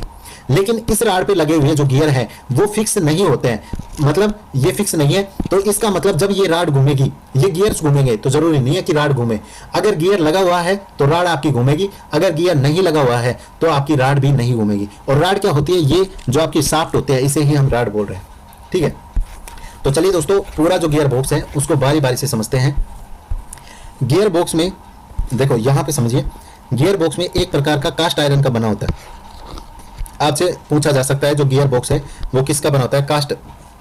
आयरन का बना होता है और जिसके अंदर विभिन्न प्रकार की जो शाफ्ट हैं वो गियर लगे होते हैं। यहाँ पे ये जो गियर बॉक्स है वो कास्ट आयरन का बना हुआ है और यहाँ पे विभिन्न प्रकार की ये शाफ्ट हैं वो लगे होते हैं। और यह गियर ऑयल में जो गियर हैं, ये जो सभी गियर हैं वो आपके जो गियर बॉक्स में ऑयल रहता है उसके माध्यम से डूबे रहते हैं और शाफ्टों पर भी जो लुब्रिकेशन प्रणाली है उसका प्रयोग किया जाता है। तो ये जो कौन सा गियर है, कौन सा ऑयल है और कौन सा लुब्रिकेशन सिस्टम है वो पूरा वर्क करता है, इसको हम पूरी गाड़ी के लिए लुब्रिकेशन में बात करेंगे कि वाहन में किस जगह पे कौन सा जो ऑयल है वो डलता है और किस प्रकार के ऑयल आपकी गाड़ी के लिए बेहतर रहेंगे। ठीक है, इनके प्रकार हैं वो भी पूछ लिए जाते हैं कि पिकअप में आपको कौन सा ऑयल डालना चाहिए, ट्रकों में आपको कौन सा डालना चाहिए, कार बस में आपको कौन सा डालना चाहिए, तो ये सारी पे बात करेंगे। अब इनकी सबसे पहले बात कर लेते हैं। वैसे तो सारी चीजें मैंने आपको जो आगे लिखी हुई है वो काफी चीजें मैंने आपको समझा दी है। गियर बॉक्स में विभिन्न प्रकार की जो गियर हैं वो विभिन्न प्रकार की शाफ्ट से लगे होते हैं। और सबसे पहले अगर बात करें क्लच शाफ्ट के बारे में, इसके क्या क्या नाम है, इसके इनपुट शाफ्ट है, इनपुट शाफ्ट है और आपके इंजन शाफ्ट है। ठीक है, इसी क्लच शाफ्ट को बोलते हैं। ये जो पहला शाफ्ट आपको दिखाया था, ये देखिए, ये जो पहला शाफ्ट है वो क्लच शाफ्ट है, इनपुट शाफ्ट है और इंजन शाफ्ट है। ठीक है, तो इसकी बात कर लेते हैं। देखो अगर क्लच शाफ्ट की बात करें तो इस शाफ्ट का एक सिरा क्लच बॉक्स से जुड़ा होता है और दूसरा सिरा आपका गियर बॉक्स से जुड़ा होता है और क्लच बॉक्स से आगे का सिरा इंजन से जुड़ा होता है। समझ गए?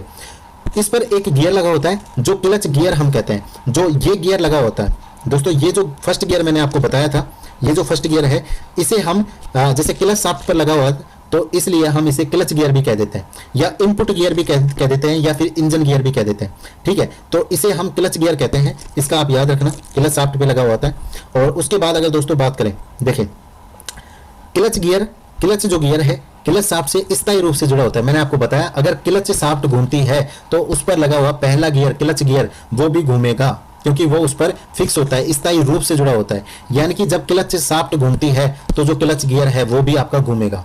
ठीक है, ले शाफ्ट की बात करें और काउंटर शाफ्ट की बात करें तो मैंने आपको बताया ये जो शाफ्ट है, ये जो नीचे आपको दिख रही है ये वाली, इसे हम ले शाफ्ट कहते हैं या काउंटर शाफ्ट कहते हैं। और इस पर जो पावर आती है वो आपके जो इंजन शाफ्ट है या इनपुट शाफ्ट है, क्लच शाफ्ट है, उससे होती हुई क्लच गियर से और इस गियर में आती है जिससे ये पूरा शाफ्ट है वो रोटेट करता है। और जब ये रोटेट करता है तो इस पर लगे हुए सारे गियर वो फिक्स होते हैं, इस पर स्थायी रूप से लगे होते हैं तो वो सारे गियर भी घूमते हैं। ठीक है, यानी कि ये जो गियर घूमेगा तो ये सारे गियर भी घूमेंगे।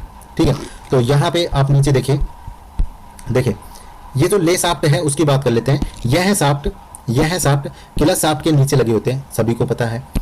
इस पर लगा हुआ पहला गियर जो आपको बताया क्लच गियर से सदैव कनेक्ट में रहता है।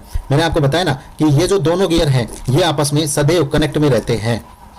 इसके आगे की बात करें तो यहाँ पे देखिए जो गियर है वो सदैव आपस में कनेक्ट रहते हैं। ठीक है, मतलब अगर क्लच शाफ्ट घूमती है तो आपका काउंटर शाफ्ट है वो भी घूमेगा। ठीक है, अगर आपकी क्लच शाफ्ट है वो घूमती है तो आपका काउंटर शाफ्ट भी घूमेगा और ले शाफ्ट या काउंटर शाफ्ट पर लगे हुए सभी गियर भी फिक्स होते हैं। मतलब एक गियर घूमेगा तो पूरे गियर है वो भी आपके घूमेंगे।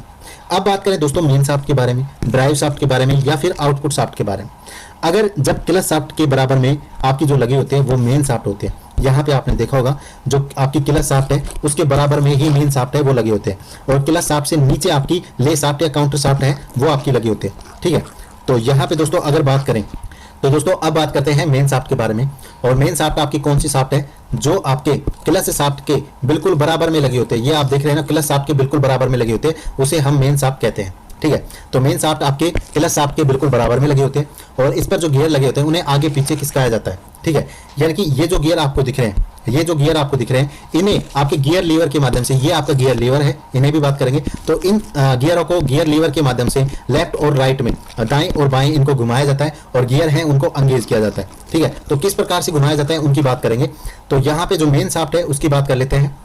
और ये परंतु गियर शाफ्ट को तभी घुमा सकते हैं जब गियर शाफ्ट के साथ कनेक्ट हो जाए। मतलब मैंने आपको बताया था ना कि इस पर जो गियर, मेन शाफ्ट पर जो गियर लगे होते हैं वो फ्री टू मूव होते हैं। फ्री टू मूव होता है मतलब दोस्तों ये जब उसी स्थिति में शाफ्ट को घुमाते हैं जब गियर एंगेज होता है, मतलब आपकी गाड़ी में गियर लगा होता है, नहीं तो ये अपनी स्थिति पर फ्री रोटेट करते रहते हैं।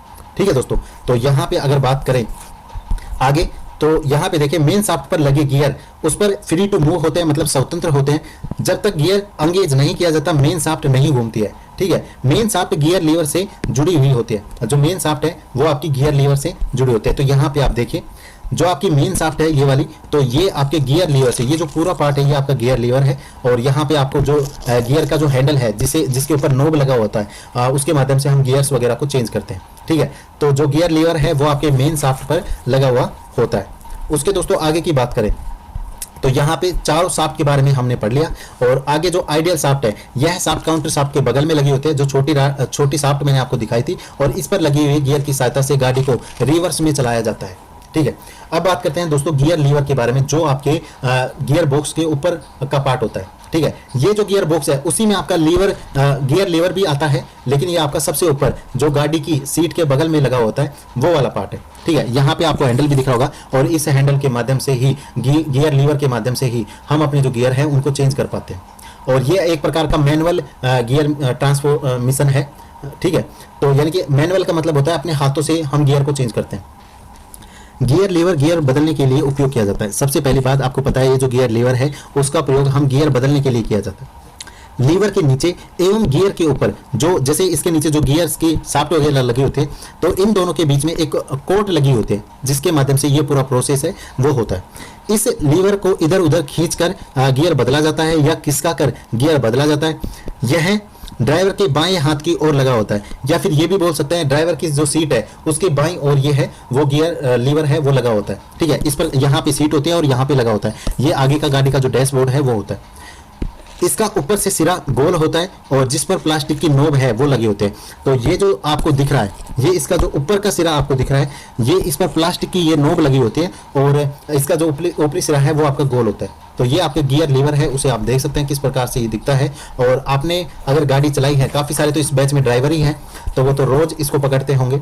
तो यहाँ पे गियर लीवर है उसको आप देख सकते हैं, और इसमें एक सेलेक्टर मैकेनिज्म होता है, जिसके माध्यम से जो गियर है उनको चेंज करने में, उनको बदलने में बहुत ज़्यादा आसानी होती है।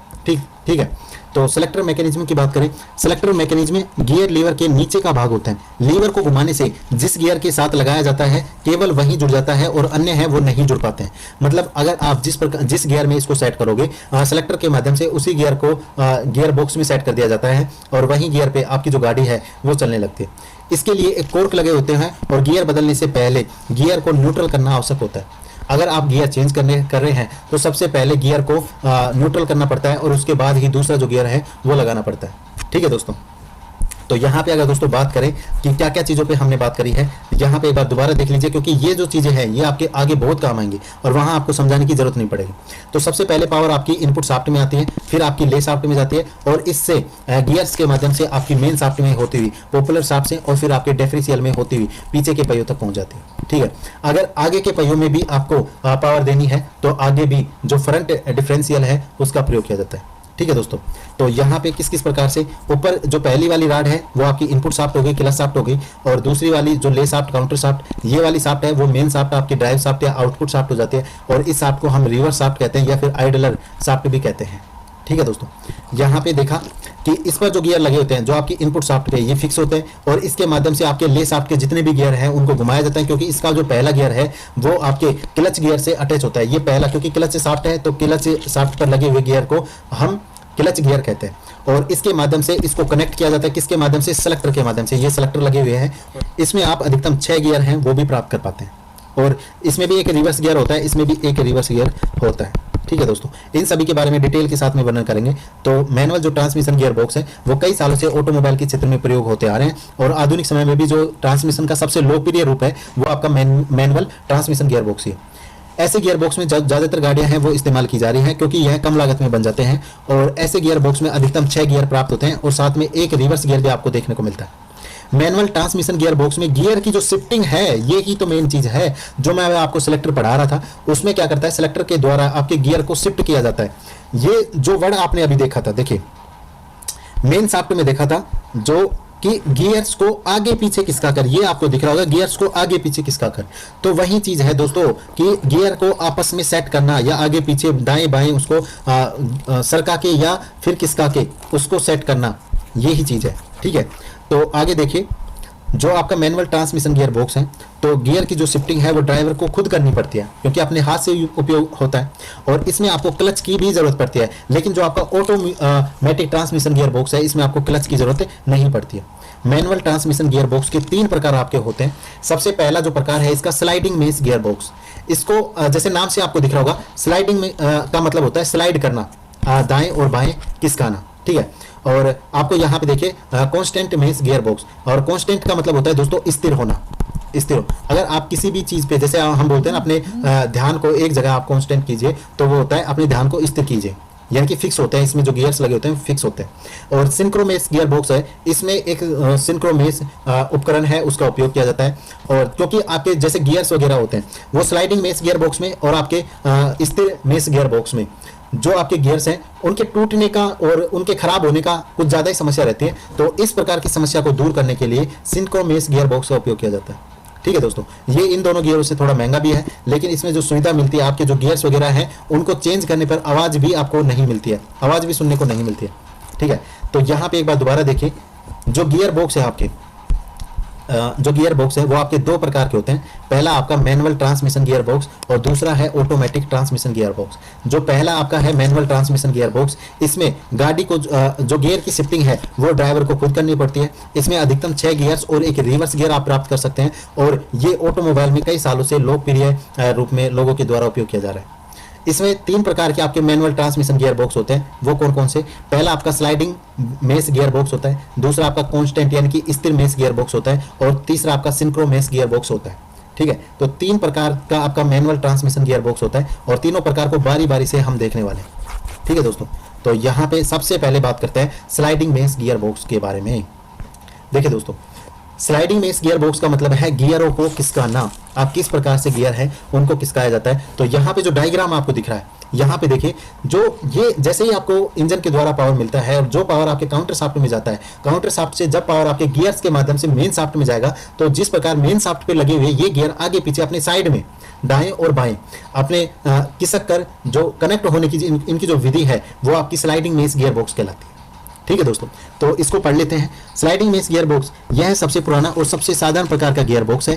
इंजन से शक्ति क्लच बॉक्स से होती हुई क्लच गियर में जाती है। देखिए, ये जो लैंग्वेज है ना, ये मैंने आपको पहले पढ़ा दिया। क्या होगा यहाँ पे देखिए, सबसे मैंने आपको बताया कि सबसे पहले आपका इंजन होता है, और उसमें आपकी जो शाफ्ट निकली होती है वो क्लच शाफ्ट से होती हुई और आपके ले शाफ्ट तक अपनी पावर है उसको ले जाती है। और यहाँ पे आपकी मेन शाफ्ट लगी होती है। ये आपकी मेन शाफ्ट हो गई, मेन शाफ्ट हो गई, ये आपकी ले शाफ्ट हो गई, और ये आपकी क्लच शाफ्ट हो गई, क्लच शाफ्ट हो गई। तो यहाँ पे देखो, इंजन से शक्ति, इंजन की जो यहाँ से शक्ति आई वो आपकी क्लच शाफ्ट में गई, क्लच शाफ्ट से होती हुई क्लच गियर में जाती है। ये आपका क्लच गियर होगा, ठीक है। यहाँ पे आ गई, क्योंकि क्लच गियर सदैव ले शाफ्ट या काउंटर शाफ्ट जो आपकी नीचे लगे होते हैं, ले शाफ्ट या काउंटर शाफ्ट, इससे लगे हुए गियर में फंसा हुआ होता है, ठीक है। तो इस पर जो गियर होता है वो इससे अटैच रहता है हमेशा, मैंने आपको बताया।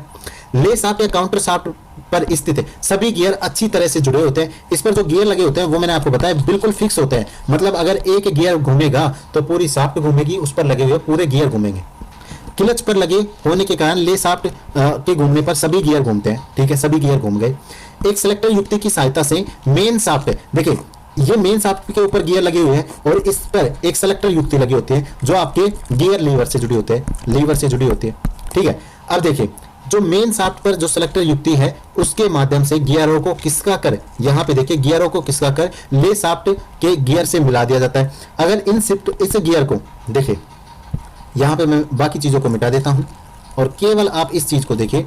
यहाँ पे आपकी जो इंजन शाफ्ट है वो आ रही है, और यहाँ पे अगर इस वाले गियर को हम खिसका के, इस वाले गियर को खिसका के और यहाँ पे ले आए तो इस वाले गियर से ये कनेक्ट हो जाएगा। मतलब इसमें जो पावर जा रही है वो इसमें जाने लग जाएगी, ठीक है दोस्तों।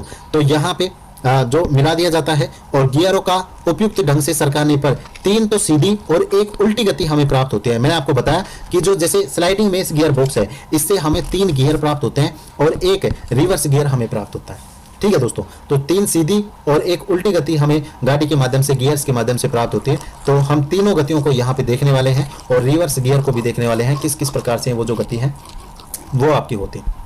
तो यहाँ पे देखिए, विभिन्न प्रकार की जो स्थितियां हैं उनके बारे में जान लेते हैं। सबसे पहले आता है आपका न्यूट्रल गियर, उदासीन गियर। उदासीन गियर कहते हैं या न्यूट्रल गियर, जिसमें आपकी गाड़ी को हम स्टार्ट किया जाता है, ये गियर जो है उसकी गाड़ी इसी गियर में आपकी अपनी जो गाड़ी है हम स्टार्ट करते हैं। जब गाड़ी को चालू स्थिति में खड़ा करना हो या फिर गाड़ी को स्टार्ट किया जाता है तो उस समय हमें न्यूट्रल की स्थिति में गियर है उसको रखना पड़ता है।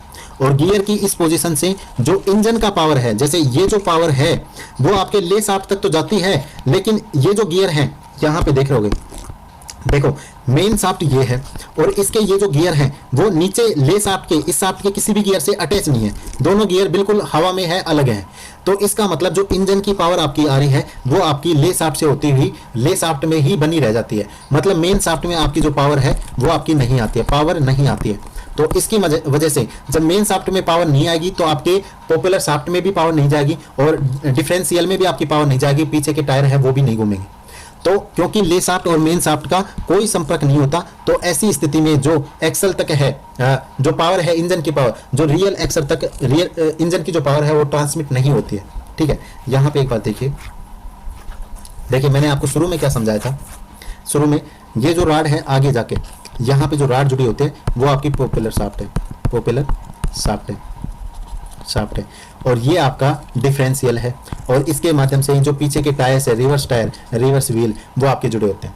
ठीक है, अब इंजन ने गति करना चालू करी, ये आपका इंजन लगा होता है, यहाँ पे आपका क्लच बॉक्स है वो लगा हुआ है और यहाँ पे आपका गियर बॉक्स, ये पूरा गियर बॉक्स आ गया। ठीक है दोस्तों, यहाँ से तो आपकी जो पावर है वो आई, यहाँ आई और इससे नीचे होते हुए ये पावर सीधी यहाँ तक ही रह जाती है, मतलब आगे नहीं निकलती है। ये मैंने आपको समझाने के लिए बताया। तो पावर आपकी केवल ले शाफ्ट में आपकी पावर रह जाती है, काउंटर शाफ्ट में ही आपकी पावर रह जाती है, क्योंकि इस स्थिति में जब आपका गियर न्यूट्रल अवस्था में होता है तो मेन शाफ्ट का कोई भी गियर किसी भी गियर से अटैच नहीं होता है। तो ऐसी स्थिति में आगे जो पावर है वो नहीं जा पाती है और आगे नहीं जाएगी तो गाड़ी भी गति नहीं करेगी। इसका मतलब केवल आपका जो इंजन है वो आपका पावर जनरेट कर रहा है, लेकिन वो न्यूट्रल अवस्था में होने की वजह से आपका गियर है वो एंगेज नहीं है। इस वजह से जो रियल एक्सल है, रियल एक्सल, उन तक जो पावर है वो ट्रांसमिट नहीं हो पाती है। ठीक है दोस्तों, तो इस स्थिति को क्या कहते हैं? न्यूट्रल गियर की स्थिति कहते हैं। और यहाँ पे जैसे ये जो गियर है वो, ये जो बीच वाली स्थिति है ये आपकी न्यूट्रल गियर की स्थिति है, तो उसमें आपका जो गियर है वो लगा होता है। ठीक है दोस्तों, तो यहाँ पे आप देख सकते हैं। ठीक है, उसके बाद दोस्तों आगे की बात करें, पहले गियर की स्थिति में क्या होता है।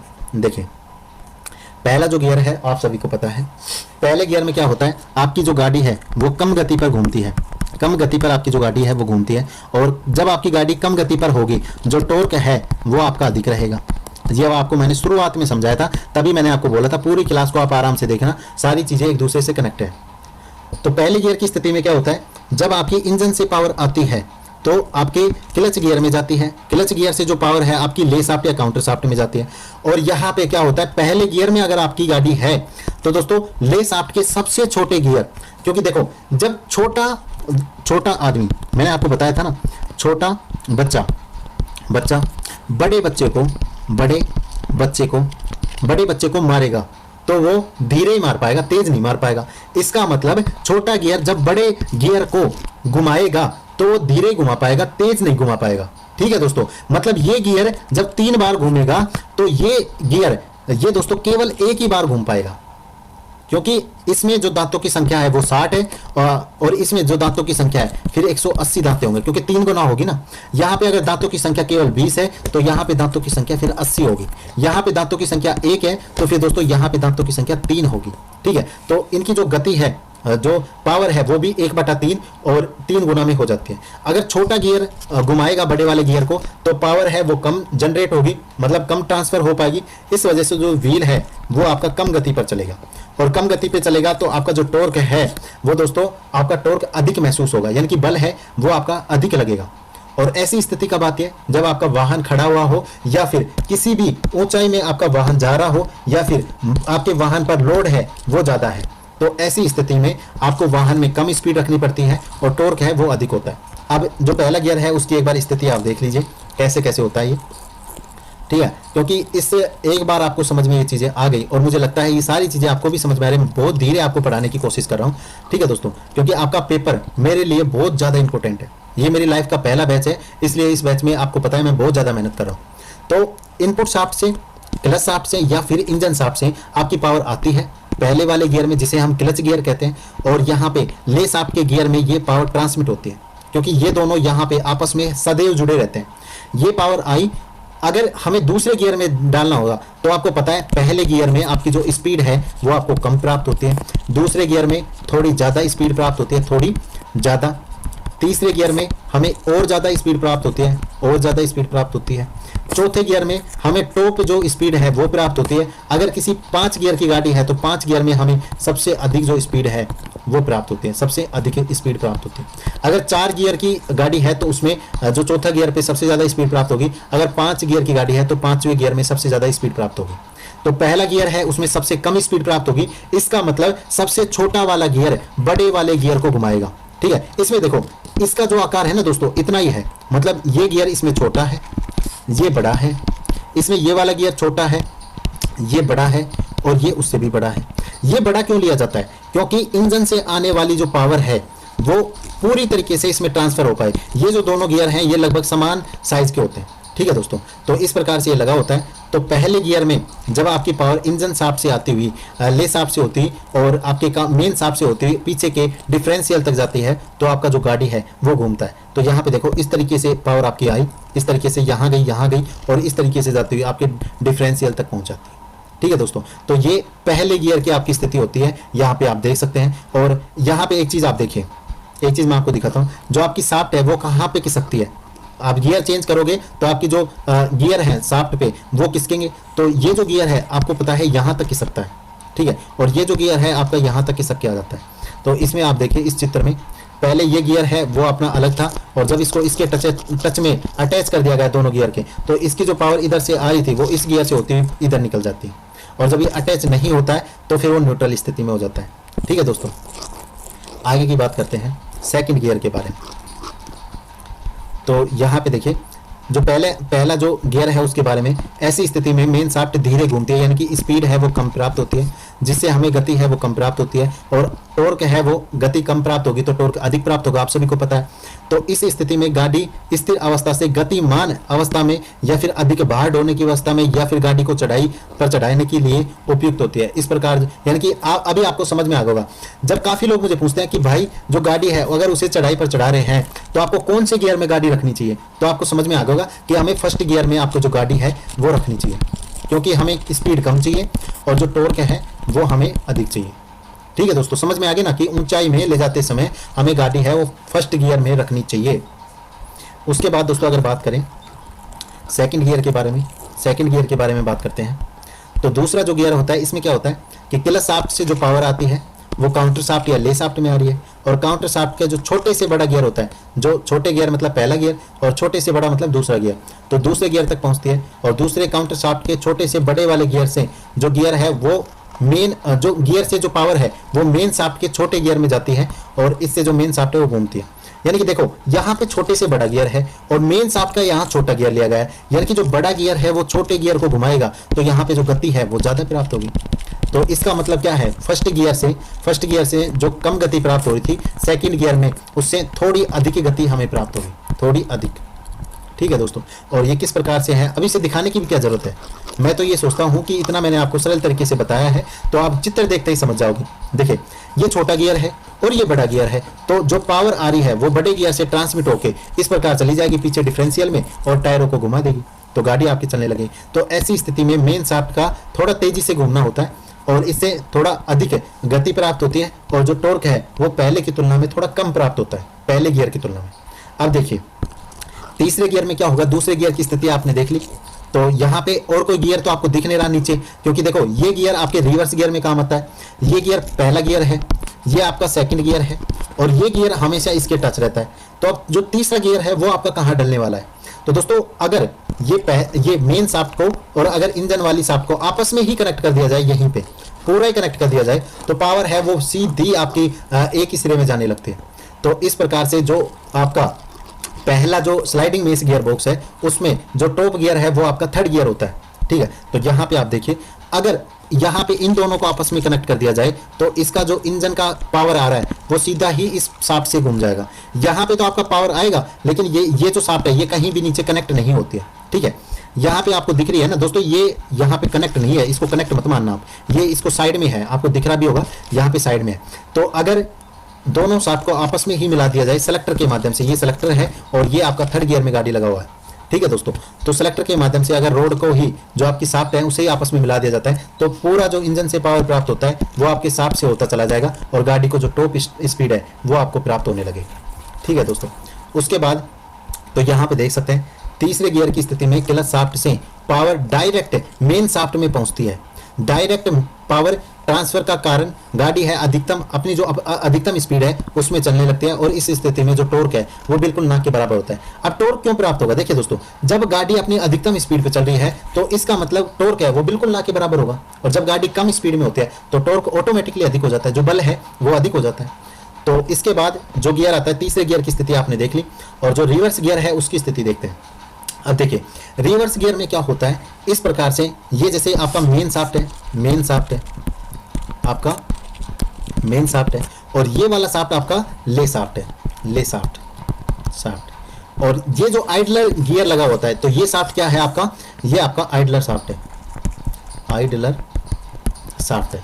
तो यहाँ पे क्या होता है, देखिए दोस्तों, सबसे पहली बात, पहले वाला गियर जो मेन शाफ्ट में लगा होता है और ये जो ले शाफ्ट में लगा होता है, इनकी जो गति की सीमा है वो समान होती है, मतलब इनके घूर्णन की जो दिशा है, अगर ये एंटी क्लॉकवाइज घूमेगा, एंटी क्लॉकवाइज, तो इस स्थिति में ये जो मेन शाफ्ट का गियर है वो भी एंटी क्लॉकवाइज घूमेगा। लेकिन इनके जो बीच में गियर लगा होता है जिसे हम आइडलर गियर कहते हैं, जो रिवर्स के काम आता है, वो इन दोनों के उल्टा घूमेगा, मतलब क्लॉकवाइज घूमेगा। अगर ये एंटी क्लॉकवाइज है तो ये जो गियर है वो आपका क्लॉकवाइज घूमता है। ठीक है दोस्तों। अब इनकी गति देखो, मैं आपको बताऊं, मैंने आपको शुरुआत में बताया कि दो गियर हैं, इस प्रकार से मैं दांते इनके बना लेता हूं। ठीक है, एक बड़ा गियर है, एक आपका छोटा गियर है, छोटा गियर है। ठीक है, अगर इसकी स्पीड एंटी क्लॉकवाइज है, क्लॉकवाइज है, तो इसकी स्पीड क्या होगी, एंटी क्लॉकवाइज होगी। ठीक है, अब यहां पे आप देखिए, इसमें तीन गियर आपस में अटैच होते हैं जब आपका रिवर्स गियर लगाया जाता है, पहला गियर, दूसरा गियर और तीसरा गियर। मान लीजिए ये जो गियर है इसकी स्पीड आपकी घड़ी की दिशा में है, घड़ी की दिशा में, मतलब ये जो गियर है आपका क्लॉकवाइज इस तरीके से घूम रहा है। ठीक है, तो दूसरा जो गियर है वो आपका घड़ी की विपरीत दिशा में घूमेगा। ठीक है, क्योंकि दो गियर्स आपस में विपरीत दिशा में घूमते हैं। मान लीजिए अभी ये जो तीसरा गियर है यहाँ पे नहीं है, तो ये जो पहला और दूसरा गियर है वो अपने विपरीत दिशा में घूमेंगे। ठीक है दोस्तों। ठीक है, अब मान लीजिए ये नीचे वाला गियर नहीं है, ये पहला गियर है और ये दूसरा गियर है, और पहला गियर आपका किस स्थिति में घूम रहा है, घड़ी की विपरीत दिशा में। तो ये जो दूसरा गियर है यहाँ पे, ये कैसे घूमेगा, घड़ी की दिशा में। ठीक है दोस्तों। तो यहाँ पे अब तीनों गियर को आप एक बार एक साथ देखिए, ये आपका पहला होगा, ये आपका दूसरा, ये आपका तीसरा। अगर ये घड़ी की दिशा में है तो ये भी घड़ी की दिशा में है, मतलब रिवर्स गियर में जो मेन शाफ्ट है और जो ले शाफ्ट है, इसके गियर सेम डायरेक्शन में घूर्णन करते हैं, मतलब सेम दिशा में घूमते हैं। और जो रिवर्स की स्थिति है, जो रिवर्स गियर है वो आपके विपरीत दिशा में घूमता है। और इसी वजह से देखो रिवर्स में क्या होता है, आपकी गाड़ी है वो उल्टी चलती है, क्योंकि ये जो गियर है वो उल्टा घूमता है। समझ में आ गई ना आपको सारी बातें। ठीक है, तो ऐसी स्थिति में जो मेन शाफ्ट है, जो मेन शाफ्ट यहाँ पे कर लेना, और जो काउंटर शाफ्ट है उसके ऊपर लगे गियर समान दिशा में घूमते हैं, जबकि रिवर्स गियर में विपरीत दिशा में घूमता है। तो यहाँ पे आप देख सकते हैं जो रिवर्स गियर है ये वाला, ये उल्टी दिशा में हमेशा घूमेगा। ठीक है दोस्तों। उसके बाद दोस्तों यहाँ पे जो इसका रिवर्स का क्रियाक्रम है वो हम देख लेते हैं एक बार। रिवर्स गियर में आपका क्या होता है, जैसे आपकी इनपुट शाफ्ट से जो आपकी पावर आती है वो आपके क्लच गियर से होती हुई ले शाफ्ट में आएगी, और ले शाफ्ट में यहाँ पे आपका ये जो गियर लगा होता है ये आपका आइडलर गियर है। ठीक है, यानी कि आपका रिवर्स गियर है, रिवर्स गियर है। तो ऐसी स्थिति में रिवर्स गियर से होती हुई पावर आपके किस में जाएगी, आपके मेन शाफ्ट में जाएगी, मेन शाफ्ट में जाएगी। तो ये जो इसकी गति है इसको विपरीत कर देता है, और यही इसी वजह से आपकी जो गाड़ी है वो उल्टा चलने लगती है, यानी कि रिवर्स में आपकी गाड़ी है वो चलने लगती है। ठीक है दोस्तों। तो ये सारी चीज़ें हैं जो आपके यहाँ पे 4 प्रकार के गियर हैं, वो आपको समझ में आ रहे होंगे। तो इनको अब सभी गियर्स को हम पढ़ चुके हैं। एक बार स्लाइडिंग मेश गियर बॉक्स के जो नुकसान है वो भी हम देख लेते हैं। देखिए इसमें क्या होता है दोस्तों, इसमें क्या होता है, इसको यहाँ पे देखिए एक बार आप। जब इन गियर को इधर और इधर सरकाया जाता है, ठीक है, तो चलते हुए गियर पे ये गियर हैं वो लाने पड़ते हैं गियर चेंज करने के लिए। तो जो इनके दांते हैं, ये जो दांते यहाँ पे बने हुए हैं दोस्तों, ये टूट भी जाते हैं कई बार। ठीक है, टूट भी जाते हैं, ये घिस भी जाते हैं, और इनको जब चेंज करते हैं तो दोस्तों आवाज़ भी आने लगती है, कड़कड़ की या कटकट की आवाज़ भी आने लगती है। तो ऐसी स्थिति में ये जो गियर बॉक्स है वो इतने ज़्यादा मतलब उपयोग में नहीं लाए जाते हैं, क्योंकि ये चलते हुए गियर बॉक्स को अंदर जब दूसरे गियर को फिट किया जाता है तो ये आसान काम नहीं है, मतलब उस पर गियर टूटने का भी जो है वो खतरा होता है। स्लाइडिंग में इस गियर बॉक्स में जब गियर को स्लाइड करते हैं, मतलब किसकाया जाता है, तो घर्षण उत्पन्न होता है और घर्षण से जो आपके गियर हैं वो भी गर्म होते हैं। तो ऐसी स्थिति में भी गियर हैं उनके टूटने की संभावना अधिक होती है। गियर लगाते समय किटकिट की आपको आवाज़ सुनाई दे सकती है और जो गियर हैं वो आपके जल्दी घिसने लगते हैं। तो ये सारे हैं वो स्लाइडिंग मेश गियर बॉक्स। यहाँ पे दोस्तों अब बात करेंगे second constant mesh gear box के बारे में। यानी कि कांस्टेंट का मतलब होता है स्थिर गियर बॉक्स के, स्थिर मेश गियर बॉक्स के बारे में, स्थिर मेश गियर बॉक्स के बारे में। तो यहाँ पे दोस्तों अगर बात करें कांस्टेंट मेश गियर बॉक्स के बारे में, तो इसमें क्या होता है, इसमें देखो पहले हमने आपको स्लाइडिंग गियर बॉक्स जो पढ़ाया है अभी उस पर ले चलता है। और यहाँ पे अगर बात करें, देखो ये आपका क्या है, स्लाइडिंग मेश गियर बॉक्स है। और इसमें क्या होता है, जो आपके गियर है उनको स्लाइड किया जाता है, स्लाइड किया जाता है यानी कि किसकाया जाता है। लेकिन आपके जो कांस्टेंट मेश गियर बॉक्स है उसमें क्या होता है, जो आपके मेन शाफ्ट पर लगे हुए गियर हैं वो आपके एक जगह फिक्स होते हैं, उनको किसकाया नहीं जाता है। लेकिन गियर चेंज करने की स्थिति में इनको अटैच जरूर करवाया जाता है, यानी कि इनको कनेक्ट जरूर करवाया जाता है ले शाफ्ट के गियर से। इसमें क्या होता है, गियर को दाएं और आपके बाएं किसका कर और इस गियर से कनेक्ट किया जाता है। लेकिन कांस्टेंट मेश गियर बॉक्स में इन गियरों को दाएं बाएं किसकाया नहीं जाता है, केवल इनको जो ले शाफ्ट के ऊपर गियर लगे होते हैं, जो संबंधित इनके गियर हैं उनसे कनेक्ट किया जाता है। ठीक है, तो कांस्टेंट मेश गियर बॉक्स में आपके गियर हैं उनको किसकाया नहीं जाता है, ये बात आप याद रखना, केवल उनको गियर पर कनेक्ट जरूर किया जाता है। तो यहाँ पे चलते हैं कांस्टेंट मेश गियर बॉक्स के ऊपर। तो सबसे पहले ये जो डायग्राम है इसको आप देखिए, ये आपका कांस्टेंट मेश गियर बॉक्स का डायग्राम है। और इसमें किस किस प्रकार से, देखो यहाँ पे देखिए ये आपको इंजन है, ठीक है, सॉरी ये आपका क्लच बॉक्स है, क्लच बॉक्स, और इससे आगे का जो पार्ट होता है वो आपका इंजन होता है। क्लच बॉक्स से ये शाफ्ट निकल के आ रही है तो इसे हम क्लच शाफ्ट कहते हैं। जो पार्ट वही है, सेम पार्ट वही है, बस इसमें जो स्लाइडर है उसका प्रयोग किया जाता है, तो इस वजह से ये थोड़ा अलग हो गया। और इसमें जो डी क्लिचिंग है उसकी विधि का उपयोग किया जाता है, डॉग क्लच का भी उपयोग किया जाता है। ठीक है दोस्तों, तो यहाँ पे देखिए अब इस शाफ्ट से ये जो गियर लगा होता है इसको हम क्लच शाफ्ट कहते हैं, क्योंकि ये आपकी क्लच शाफ्ट है, तो ये आपका क्लच गियर हो गया। और ये आपकी नीचे वाली जो शाफ्ट है ये आपकी ले शाफ्ट होती है या काउंटर शाफ्ट होती है, काउंटर शाफ्ट। और ये जो शाफ्ट आपको दिख रही है ये आपकी मेन शाफ्ट होती है। ठीक है दोस्तों, और यहाँ पे जो रिवर्स गियर है वो दिखाई नहीं दे रहा है, लेकिन यहाँ पे आपका रिवर्स गियर है, आइडलर शाफ्ट लगी होती है, आइडलर शाफ्ट आपकी लगी होती है। ठीक है दोस्तों, देखिए ये जो गियर है इस वाले गियर से हमेशा अटैच होता है, तो जब भी इसमें पावर आती है तो इस शाफ्ट में जरूर वो पावर आने लगती है। और यहाँ पे जो गियर आपको दिख रहे हैं, देखो ये जो गियर है अगर इससे अटैच होता है तो आपका एक गियर लग जाता है, ये छोटे वाला गियर बड़े वाले से अटैच होता है तो भी गियर आपका लग जाता है, और सबसे छोटा गियर जो ये आपको दिख रहा है यहाँ पे, ठीक है, यहाँ पे ये दिख रहा है, वो सबसे बड़े वाले गियर से अटैच होता है तो आपका गियर लग जाता है। अब कौन कौन से किस किस प्रकार से गियर होते हैं वो मैं आपको बताता हूँ। देखो आपको पता है फर्स्ट गियर में सबसे कम पावर होगी, मतलब छोटे वाला गियर बड़े वाले गियर को घुमाएगा, तो यहाँ पे सबसे छोटा गियर है, ये आपका फर्स्ट गियर हो जाता है। उसके बाद ये छोटे वाले से बड़े वाला गियर है तो ये आपका सेकंड गियर हो जाता है। थर्ड गियर ये आपका हो जाता है, और फोर्थ गियर जब डायरेक्ट आप जैसे इंजन शाफ्ट से आप मेन शाफ्ट को कनेक्ट कर देते हैं तो यहाँ पे देखिए ये शाफ्ट कनेक्ट है यहाँ पे, तो ये आपका फोर्थ गियर हो जाता है, फोर्थ गियर हो जाता है। ठीक है, अगर जिस इंजन में 5 गियर होते हैं तो 5वां गियर आपका यहाँ पे देखने को मिलेगा, वो मैं आपको आगे दिखाऊंगा, तो यहाँ पे 5th गियर हो जाता है। ठीक है दोस्तों, और रिवर्स गियर यहाँ पे कनेक्ट होता है, तो अभी मैंने आपको बताया रिवर्स या आइडलर गियर है वो यहाँ पे आपका लगाया जाता है। तो कौन कौन से गियर हो गए, पहला गियर सबसे छोटा गियर आपको बड़े वाले गियर के मेन शाफ्ट के बड़े वाले गियर को घुमाएगा, इससे बड़ा गियर है और ये सबसे बड़ा गियर है। और चौथे यानी कि टॉप गियर के लिए शाफ्ट को डायरेक्ट कनेक्ट कर दिया जाता है, डायरेक्ट कनेक्ट कर दिया जाता है। और अगर किसी इंजन में 5वां गियर है तो वो इस स्थिति में लगा होगा, क्योंकि टॉप गियर से भी अधिक स्पीड प्राप्त करने के लिए 5वें गियर का उपयोग करते हैं। और अगर गाड़ी को रिवर्स गियर में चलाना है तो फिर रिवर्स गियर आपको यहाँ पे देखने को मिलता है। ठीक है दोस्तों, अब सारा जो मैकेनिज्म है वो आपको एक बार सरल डायग्राम के माध्यम से और समझाते हैं। और इसके ऊपर जो आपके सेलेक्टर लगे होते हैं, सेलेक्टर के ऊपर आपका गियर लीवर है वो लगा होता है। ठीक है दोस्तों, दूसरी इमेज देखिए, यहाँ पे देखें ये सारी चीजें हैं वो आपको समझ में आ जाएंगी सारी चीजें। अब देखो इसमें आराम से दिख रहा है, ये जो आपका पहला गियर है ये रोड के माध्यम से आ रहा है, तो ये आपका इंजन शाफ्ट से आ रहा है, क्लच शाफ्ट से आ रहा है, इनपुट शाफ्ट से आ रहा है, तो ये जो गियर है आपका क्लच गियर हो जाता है। ये गियर इस वाले गियर से सदैव अटैच में रहता है। और ये जो रोड है ये आपकी ले शाफ्ट है, ले शाफ्ट है, ये आपकी इंजन शाफ्ट है, इंजन शाफ्ट है, और ये आपकी मेन शाफ्ट है, मेन शाफ्ट है, मेन शाफ्ट है। ठीक है दोस्तों, और ये जो शाफ्ट आपको दिख रही है ये आपकी आइडलर या फिर रिवर्स शाफ्ट है, रिवर्स शाफ्ट है। ठीक है दोस्तों, ये सारी चीजें समझ में आ गई। अब देखो इसको एक बार मैं मिटा लेता हूँ, सारी चीजें दोबारा से पता लग गई होंगी आपको। इसका थोड़ा सा मैकेनिज्म आप देखिए।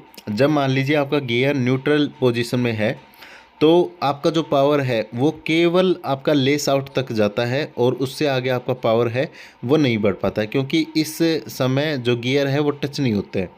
लेकिन मान लीजिए फर्स्ट गियर की पोजीशन है तो इस समय जैसे ही फर्स्ट गियर लगाया जाता है उसके बाद जितना भी पावर आपका इंजन शाफ्ट से आता है वो फर्स्ट गियर से होता हुआ आपके आउटपुट शाफ्ट या मेन शाफ्ट में चला जाता है, और इस प्रकार से आपके जो व्हील हैं वो ड्राइव करते हैं। लेकिन इसी प्रकार मान लीजिए कि सेकंड गियर में आपका व्हीकल होता है, तो सेकंड गियर शिफ्ट करने के बाद जितना भी इंजन शाफ्ट या क्लच शाफ्ट से जितना भी पावर आपका आता है वो आपका इस प्रकार से सेकंड गियर से होता हुआ आपके आउटपुट शाफ्ट से बाहर निकलता है। ठीक है दोस्तों, तो यहाँ पे इस प्रकार से आप पूरा मैकेनिज्म देख सकते हैं। और मान लीजिए थर्ड गियर में होता है तो थर्ड गियर को शिफ्ट किया जाता है पहले गियर लीवर की सहायता से, और यहाँ पे इंजन शाफ्ट से जितना भी पावर आता है वो अब थर्ड गियर से होता हुआ वो आउटपुट शाफ्ट की तरफ जाता है और डिफरेंशियल के माध्यम से आपके जो टायर है वो रोटेट करते हैं। अगर फोर्थ गियर या टॉप गियर की कंडीशन होती है तो दोस्तों ऐसी स्थिति में जो इंजन शाफ्ट है वो मेन शाफ्ट से डायरेक्ट कनेक्ट हो जाती है, और जो इंजन शाफ्ट से जितना भी पावर आता है वो आपका बिल्कुल सीधा इस प्रकार से निकल जाता है और आउटपुट शाफ्ट में वो होता हुआ डिफरेंशियल तक जाता है। तो इस प्रकार से इसका जो वर्किंग प्रोसेस है उसे आप देख सकते हैं। यहाँ पे देखिए यह है gear box, sliding mesh gear box का सुधरा हुआ रूप है। कांस्टेंट मेश गियर बॉक्स में गियर बदलने के लिए आवाज है वो नहीं होते, क्योंकि इस पर जो ऊपर जो गियर लगे होते हैं वो आपके कनेक्ट होते हैं, मतलब उनको किसकाना नहीं पड़ता है। किसकाना नहीं पड़ेगा तो वो आवाज कम करेंगे और घिसेंगे भी कम थोड़े, तो इस प्रकार से आवाज है वो नहीं होते। ले शाफ्ट या काउंटर शाफ्ट पर लगे सभी गियर फिक्स होते हैं, यानी कि स्थायी होते हैं, जबकि मेन शाफ्ट पर लगे हुए गियर स्वतंत्र होते हैं, मतलब वो अपनी जगह रोटेट करते रहते हैं। जो मेन शाफ्ट है वो रोटेट नहीं करती है, रोटेट जब भी करेगी जब आपका गियर है वो लग जाएगा। लेकिन काउंटर शाफ्ट पर लगे जो गियर है गियर से कनेक्ट होते हैं, यानी कि मेश की स्थिति में आते ही जो स्लाइडिंग मेश गियर बॉक्स में गियर किसकाए जाते हैं, और परंतु जो कांस्टेंट मेश गियर बॉक्स है उसमें गियर का जो लॉकिंग है वो केवल उसका कार्य किया जाता है। देखो मैंने आपको एक चीज बताई थी अभी, यहाँ पे जो लैंग्वेज है ना दोस्तों वो सारी डायग्राम है वो आपकी लैंग्वेज को बयां कर देते हैं। देखो इसमें क्या हो रहा है, पहले गियर के लिए ये आपका फर्स्ट गियर है, दूसरे गियर के लिए ये आपका सेकंड गियर है, तीसरे गियर के लिए दोस्तों ये आपका थर्ड गियर है, और चौथे गियर के लिए इसको डायरेक्ट कनेक्ट कर देते हैं, पांचवें गियर के लिए ये आपका फिफ्थ गियर है, और रिवर्स गियर के लिए ये आपका रिवर्स गियर है। ठीक है, तो इसका मतलब सभी गियर्स के लिए उनके लिए मेन शाफ्ट पर गियर उपलब्ध हैं, तो किसी भी गियर को किसकाने की आवश्यकता है नहीं है। तो इसी वजह से कांस्टेंट मेश गियर बॉक्स में गियर को किसकाया नहीं जाता है, केवल गियर को कनेक्ट किया जाता है। ठीक है, और इसी प्रकार से अगर जैसे पहला गियर लगेगा तो यहां से पावर आएगी इस तरीके से होती हुई यहां पहले गियर से, और इस तरीके से पावर आपकी चली जाएगी। दूसरे गियर में क्या होता है, जो जैसे ऊपर भी आपको पढ़ाया है, ठीक है, स्लाइडिंग मेश गियर बॉक्स में तो पहले यहां से पावर आएगी इधर से, और दूसरा ये आपका गियर है तो इस गियर से होती हुई पावर इधर से चली जाएगी। तीसरे गियर में क्या होता है, तीसरे गियर में जो आपकी पावर है वो इधर से आएगी, और यहाँ आपका ये तीसरा गियर है, तीसरा गियर तो यहाँ तीसरे गियर से पावर होकर इधर चली जाएगी। ठीक है, चौथा गियर क्या होता है, यानी कि टॉप गियर होता है, इसमें आपका जो जैसे इनपुट शाफ्ट है उसको मेन शाफ्ट से डायरेक्ट कनेक्ट कर दिया जाता है, और आपकी जो पावर है वो डायरेक्ट चली जाती है। फिफ्थ गियर आपका क्या है, फिफ्थ गियर, यहाँ पे फिफ्थ गियर के लिए आपकी जो पावर है इस प्रकार से आती है, फिफ्थ गियर में पावर आई और यहाँ पे मेन शाफ्ट से आपकी पावर चली जाती है। ठीक है, तो यहाँ पे गियर को और अधिक तेजी से घुमाया जाता है, और फिफ्थ गियर के बाद में अगर फोर्थ गियर है तो वो आपका टॉप गियर हो जाएगा, फिफ्थ गियर है तो वो आपका टॉप गियर हो जाएगा, और रिवर्स गियर के लिए आपकी पावर आती है, और इस तरीके से रिवर्स गियर को बीच में अटैच किया जाता है और यहाँ से पावर है वो इधर चली जाती है। ठीक है दोस्तों, तो इस प्रकार से ये जो आपका कांस्टेंट मेस गियर बॉक्स है वो सारा काम करता है। अब आगे की बात करते हैं। देखो, इसमें दो चीज़ों का प्रयोग किया गया है। एक तो आपका जैसे डॉग क्लचिंग है, तो ये क्या होता है इसकी बात कर लेते हैं। डॉग क्लच के माध्यम से मेन शाफ्ट पर लगे गियरों को अंगेज किया जाता है। देखो, मैंने आपको ये चीज़ आपको दिखाई है। ये चीज़ क्या है दोस्तों, ये आपका ये पूरा पार्ट क्या है, ये आपका डॉग क्लच का पार्ट है। ठीक है दोस्तों, तो ये जो आपका गियर है, जब आपका स्लाइडर होता है उसके सेलेक्टर के माध्यम से इस गियर को अंगेज करवाने के लिए, जैसे पहला गियर है तो इस गियर को अंगेज करवाने के लिए आपका सेलेक्टर है वो इधर आएगा। ठीक है दोस्तों, इधर आएगा तो ये जब आपका गियर घूम रहा है, पहले से ऑलरेडी घूम रहा है, तो इसकी गति को पहले थोड़ा सा धीमा किया जाएगा, क्योंकि चलते हुए तेजी से चलते हुए गियर में अगर आप गियर फंसाना चाहते हैं, ठीक है, गियर को अंगेज करना चाहते हैं, तो उसमें थोड़ा सा प्रॉब्लम आता है। जैसे ये डायग्राम आप देख रहे हो यहाँ पे, और इसमें अगर हम गियर को अटैच करने की कोशिश कर रहे हैं तो पहले वो उसकी स्पीड के बराबर आना चाहता है। ठीक है दोस्तों, तो यहाँ पे गियर अंगेज करने में या गियर लगाने में हमें थोड़ी सी असुविधा होती है। तो इस प्रकार से कुछ असुविधाएं हमें होती है, और इस प्रकार आप यहाँ देख सकते हैं। तो यहाँ पे क्या होता है, डॉग क्लच में तो अंगेज किया जाता है। जिस गियर के साथ डॉग क्लच अटैच होता है वह गियर मेन शाफ्ट के साथ एंगेज हो जाएगा। मतलब जौन सा गियर हम लगाना चाहेंगे वही गियर हमारा लग जाता है। मतलब गियर चेंज करते समय हमें डॉग क्लच की स्थिति को चेंज करना पड़ता है, क्योंकि इसमें जो गियर होते हैं, जैसे मेन शाफ्ट पर जो गियर लगे होते हैं वो तो सारे फिक्स ही हैं, तो वो तो अपनी जगह से दाएं बाएं नहीं मूव करेंगे। लेकिन जो डॉग क्लच है उसके वो मूव होगा, तो पहले गियर में अटैच होगा तो पहले गियर की तरफ मूव होगा, दूसरे गियर में जाना चाहेगा तो दूसरे गियर में चला जाएगा, तीसरे गियर में जाना चाहेगा तो तीसरे गियर में, और अगर इसे क्लच गियर के साथ में अटैच होना चाहता है और पूरे शाफ्ट को सीधा करना चाहता है, पावर को सीधा भेजना चाहता है, तो डायरेक्ट अटैच हो जाएगा। तो डॉग क्लच है वो ही अपने स्थान से अपनी स्थिति को चेंज करता है। ठीक है दोस्तों, उसके बाद में अगर बात करें डी क्लिचिंग क्या होते हैं, डबल क्लिचिंग, यह आपने देखा होगा कि 2 बार क्लच का उपयोग करना डबल डी क्लिचिंग कहलाता है। और डबल डी क्लिचिंग का उपयोग हम कब करते हैं, मान लीजिए देखिए, अगर गियर चेंज करने के लिए हमें 2 बार क्लच का प्रयोग हमारे द्वारा किया जाए तो इसे डबल डी क्लिचिंग कहते हैं। अब डबल डी क्लिचिंग क्या होता है, देखिए दोस्तों, डबल डी क्लिचिंग का उपयोग हम पुरानी गाड़ी में यूज करते थे। आजकल इसका जो उपयोग है वो थोड़ा कम होता है, और वैसे भी ऑटोमेटिक गाड़ियां आ गई हैं तो उसमें तो बिल्कुल ही क्लच का उपयोग नहीं होता है। ठीक है, जिसमें सिंक्रोनाइजर का उपयोग नहीं होता है, क्योंकि सिंक्रोमेस गियर बॉक्स में सिंक्रोनाइजर का उपयोग होता है, तो वहां पे आपके डी क्लिचिंग है, डबल डी क्लिचिंग, उसका यूज भी नहीं होता है। मान लीजिए हम चौथे गियर में गाड़ी चला रहे हैं, ठीक है, मान लीजिए हम चौथे गियर में गाड़ी चला रहे हैं और जो आपका गियर बॉक्स है उसमें अभी आपका चौथा गियर लगा होता है। ठीक है, अब हमें गाड़ी को थर्ड गियर पे लाना है, थर्ड गियर पे लाना है, तो सबसे पहले हम क्लच को दबाएंगे, क्लच को दबाते हैं पैर के माध्यम से, और चौथे गियर को पहले न्यूट्रल गियर की स्थिति में लेके आएंगे। सबसे बीच में क्या होता है, न्यूट्रल होता है, न्यूट्रल गियर होता है, तो न्यूट्रल गियर की स्थिति में लेके आएंगे। और फिर एक बार जब न्यूट्रल गियर में अपना गियर आ जाता है, फिर दोबारा से हम क्लच को दबाएंगे। पहली बार क्लच को दबाया, फोर्थ गियर से न्यूट्रल गियर में हम ले आए, दूसरी बार हम क्लच को दबाएंगे और क्लच को गियर को थर्ड गियर में डाल देंगे। तो इसका मतलब फोर्थ गियर से हमें थर्ड गियर पर आने के लिए 2 बार क्लच का उपयोग करना पड़ा है। और इसी चीज को क्या कहते हैं, अगर गियर चेंज करने के लिए 2 बार क्लच का उपयोग किया जाए तो डबल डी क्लिचिंग उसे कहते हैं। ठीक है दोस्तों, तो ये चीज आप देख लीजिए, डबल डी क्लिचिंग किसे कहते हैं। ये आपके एग्जाम में इसकी जो परिभाषा है वो पूछी जा सकती है कि डबल डी क्लिचिंग के स्थिति में क्लच का उपयोग कितनी बार किया जाता है। ठीक है, या फिर डबल डी क्लिचिंग क्या होता है। डबल डी क्लिचिंग का उपयोग हम पुरानी गाड़ी में करते हैं, बता दिया मैंने आपको, जिसमें सिंक्रोनाइजर का उपयोग नहीं होता है। मान लीजिए हम फोर्थ गियर में हैं, थर्ड गियर में आना चाहते हैं, तो क्लच दबाकर पहले न्यूट्रल किया जाता है, जिससे कि डॉग क्लच की स्पीड गियर के बराबर हो जाए और वह वापस क्लच दबाकर गियर डाउन किया जाता है, यानी कि थर्ड गियर में लाया जाता है दोबारा क्लच का उपयोग करके। देखो, ये आपकी मेन शाफ्ट है, ठीक है दोस्तों, और यहाँ पे आपका डॉग क्लच लगा होता है। ये आपकी मेन शाफ्ट का फर्स्ट गियर है, ये आपका सेकंड गियर है, और ये आपकी नीचे जैसे इसका गियर छोटा होगा, ये आपकी कौन सी है, काउंटर शाफ्ट है, काउंटर शाफ्ट है। जब ये जो गियर है अगर मान लीजिए अटैच है और अब हम फर्स्ट गियर से गाड़ी सेकंड गियर में ले जाना चाहते हैं, तो ये जो डॉग क्लच है, डॉग क्लच है दोस्तों, इसको पहले इस गियर के समीप लाया जाएगा, न्यूट्रल करके गाड़ी को। ठीक है, और जब इस गियर की स्पीड डॉग क्लच की स्पीड से बराबर हो जाती है, तो फिर ये जो गियर है वो सेकंड गियर में अंगेज कर देता है। मतलब पहले गाड़ी को न्यूट्रल करा, इन दोनों की स्पीड है वो समान की जाती है, और समान की करने पर अगर ड्राइवर को महसूस होता है कि अब जो स्पीड समान हो चुकी है, तो उस समय गाड़ी का गियर है वो चेंज कर लिया जाता है, यानी कि फर्स्ट गियर से सेकंड गियर में डाल दिया जाता है। यहाँ पे फोर्थ गियर से गाड़ी थर्ड गियर में लाई गई है। ठीक है दोस्तों, तो ये सारी चीजें हैं डी क्लिचिंग की। जो हमने आपको समझाई है, और इसमें 2 बार आपकी क्लच है उसका प्रयोग किया जाता है। अब इसको एक बार डायग्राम के माध्यम से देख लो, नहीं तो ये समझ में नहीं आने वाला है।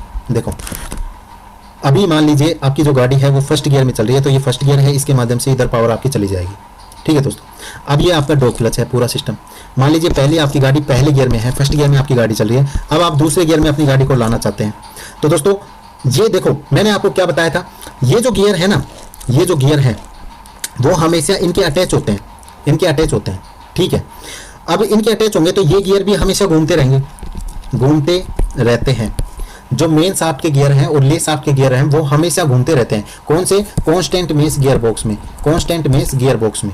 ठीक है, इसमें केवल क्या होता है, डॉग क्लच के माध्यम से आपका जो गियर है उसको एंगेज किया जाता है। अगर पहले गियर में चलाना चाहते हो तो डॉग क्लच पहले गियर के साथ में लग जाता है, अगर दूसरे गियर में चलाना चाहते हो तो डॉग क्लच दूसरे गियर के साथ लग जाता है। ठीक है दोस्तों, तो पहले गियर के साथ में मान लीजिए डॉग क्लच है पहले गियर के साथ, अब आप दूसरे गियर के साथ लगाना चाहते हैं, तो दोस्तों इस ये जो डॉग क्लच आप पहले, जब आपकी गाड़ी पहले गियर में है, ठीक है, अब देखो समझो, पहले गियर में है, आपने क्या करा, न्यूट्रल करा, तो पहले गियर से जो डॉग क्लच है उसका संपर्क टूट जाएगा ना, संपर्क आपका टूट जाएगा, क्योंकि पहले गियर और जब आप न्यूट्रल में करोगे तो पहला गियर हट जाएगा।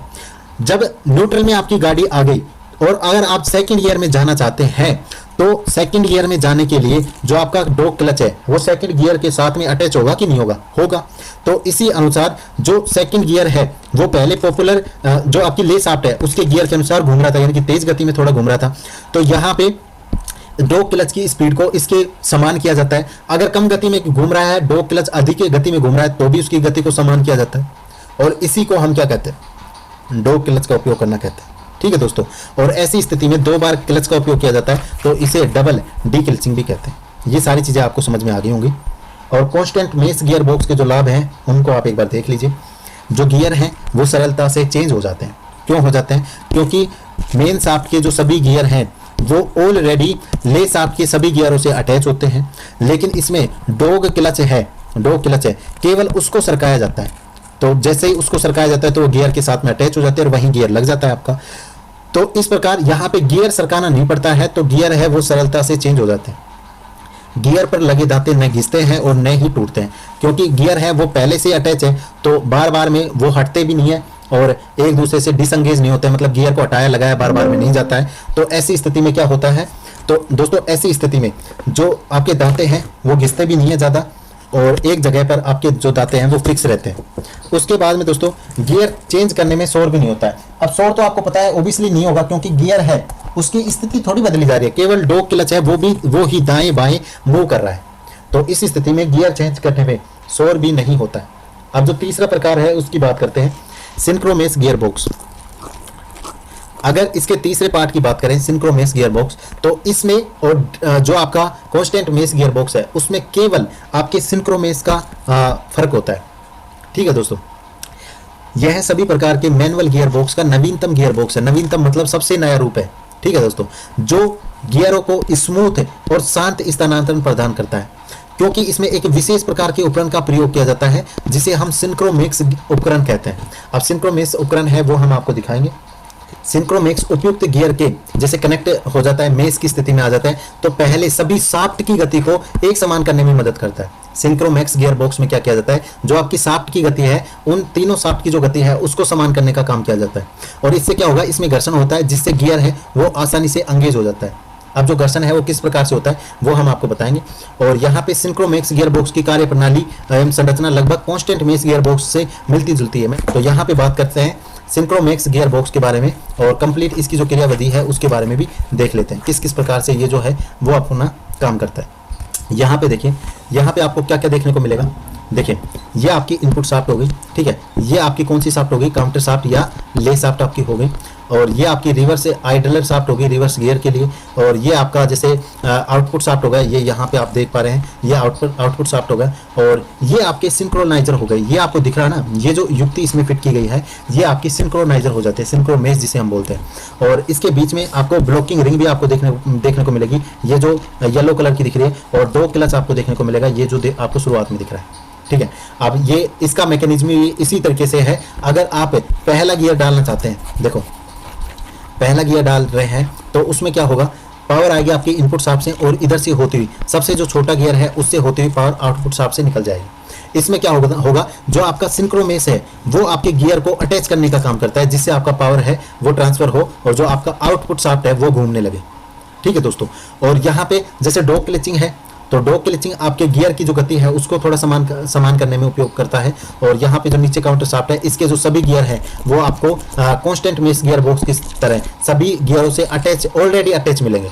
केवल ये अपनी जगह पे फ्रीली मूव होते हैं, मतलब घूमते रहते हैं, ये शाफ्ट को नहीं घुमाते हैं, लेकिन जोन सा गियर लगा होता है उसी के अनुसार आपकी शाफ्ट की जो गति है वो स्पीड है वो चेंज हो जाती है। पहला गियर लगा होता है तो कम स्पीड होगी आपको पता है, दूसरा होगा तो थोड़ी अधिक होगी, तीसरा होगा थोड़ी और ज्यादा होगी, चौथा डायरेक्ट होगा तो टॉप स्पीड मिलेगी, अगर पांचवा गियर है तो पांचवें में और ज्यादा स्पीड मिलेगी, और रिवर्स है तो आपको रिवर्स से आपका जो ये ट्रांसमिशन है वो घूमने लगेगा, मतलब आउटपुट शाफ्ट से जो रिवर्स है उल्टा शाफ्ट घूमने लगेगा। ठीक है दोस्तों, तो ये सारी कंडीशन है और आप यहाँ पे देख सकते हैं सिंक्रोमेस का इसमें उपयोग किया जाता है और इसके माध्यम से बहुत ही कम मतलब ना के बराबर आवाज़ की जाती है। और इस प्रकार जैसे ऑटोमेटिक है उसकी तो बात ही अलग है, लेकिन सिंक्रोमेस गियर बॉक्स भी सबसे नवीनतम प्रणाली का आपका गियर बॉक्स है। इस गियर बॉक्स में सिंक्रोमेक्स डिवाइस होने की वजह से डबल डी क्लिचिंग की जरूरत नहीं पड़ती है, क्योंकि 2 बार क्लच दबाने का आपका उपयोग नहीं होता है। ठीक है दोस्तों, क्योंकि वहां पे पहले न्यूट्रल किया जाता है, न्यूट्रल करने के बाद दोबारा क्लच दबाया जाता है, लेकिन यहाँ पे जो सिंक्रोमेस है उसके माध्यम से ही गियर को एंगेज कर दिया जाता है। 2 गियरों को एंगेज करना होता है, पहले उनको एक दूसरे के संपर्क में लाया जाता है और उनकी स्पीड समान करके गियरों को एंगेज कर दिया जाता है सिंक्रोमेस के माध्यम से। तो ये आपका सिंक्रोमेस गियर बॉक्स है वो आपका हो जाता है। और ये किस प्रकार से आपका काम करता है एक बार उसको और देख लीजिए। ये जो डायग्राम आपको दिख रहा है ये अब यहाँ पे आपको जो वीडियो दिख रहा है इसके माध्यम से ये पूरा जो मैकेनिज्म है उसको काम करता है। और इसमें first gear, second gear, third gear और फोर्थ गियर और जो रिवर्स गियर है इसके माध्यम से सभी गियर्स को सिंक्रोमेस के माध्यम से चेंज किया जाता है। और ये आपस में जिस प्रकार का हम इनपुट चाहते हैं उस प्रकार का इनपुट और आउटपुट हमें प्राप्त हो जाता है। अब दोस्तों बात करें ऑटोमेटिक ट्रांसमिशन गियर बॉक्स के बारे में। ठीक है दोस्तों, और इसमें किस प्रकार के आपके क्वेश्चंस वगैरह पूछे जाएंगे वो भी आपके बैच में करवाने वाले हैं और 2000 प्लस क्वेश्चन इस बैच में आपको करवाए जाएंगे। ठीक है दोस्तों, यह गियर बॉक्स बहुत ही महंगी गाड़ियों में इस्तेमाल किए जाते हैं क्योंकि यह बहुत ज़्यादा लागत से बने होते हैं। देखो ऑटोमेटिक ट्रांसमिशन गियर बॉक्स है तो ऑब्वियसली बात है कि वो महंगा तो जरूर होगा। ठीक है दोस्तों, ऑटोमोबाइल ट्रांसमिशन में व्हीकल के एक्सीलरेटर और ब्रेक पेडल के बीच में व्हीकल की स्पीड के अनुसार गियर है वो अपने आप प्राप्त हो जाते हैं। मतलब जितना आप एक्सीलरेटर दोगे और जितना आप ब्रेक पेडल का यूज करोगे उसी के अनुसार आपके जो गियर है वो ऑटोमेटिकली चेंज होते रहेंगे। भाई ऑटोमेटिक है तो गियर ऑटोमेटिकली चेंज होंगे क्योंकि इसमें क्लच तो है ही नहीं ना आपका। इस प्रकार के गियर बॉक्स में ड्राइवर को यह बताना होता है, केवल सिर्फ इतना आपको इनपुट देना पड़ता है कि कौन सी तरह की आप ड्राइविंग करना चाहते हैं। और इसमें भी काफ़ी सारे मोड होते हैं, जैसे फॉरवर्ड मोड होता है, रिवर्स मोड होता है, पार्किंग मोड होता है, नेचुरल या न्यूट्रल मोड आपका होता है और स्पोर्ट्स आपका मोड होता है। ठीक है, और इन मोड्स की भी बात करेंगे। जिस कार में इस गियर का इस्तेमाल किया जाता है उसमें केवल 2 पेडल होते हैं, 2 पेडल। और जो मैनुअल ट्रांसमिशन वाली जो कार होती है उसमें 3 आपके पेडल होते हैं। देखो कौन कौन से वो मैंने आपको पहले भी बताया था। सबसे पहले ए होता है, फिर आपका बी होता है, फिर आपका सी होता है। और जो ऑटोमेटिक होता है उसमें केवल 2 होते हैं। कौन कौन से होंगे? ए होगा और आपका बी होगा। अब ए का मतलब क्या है? एक्सीलरेटर। ठीक है, और बी का मतलब क्या है? आपका ब्रेक हो जाता है।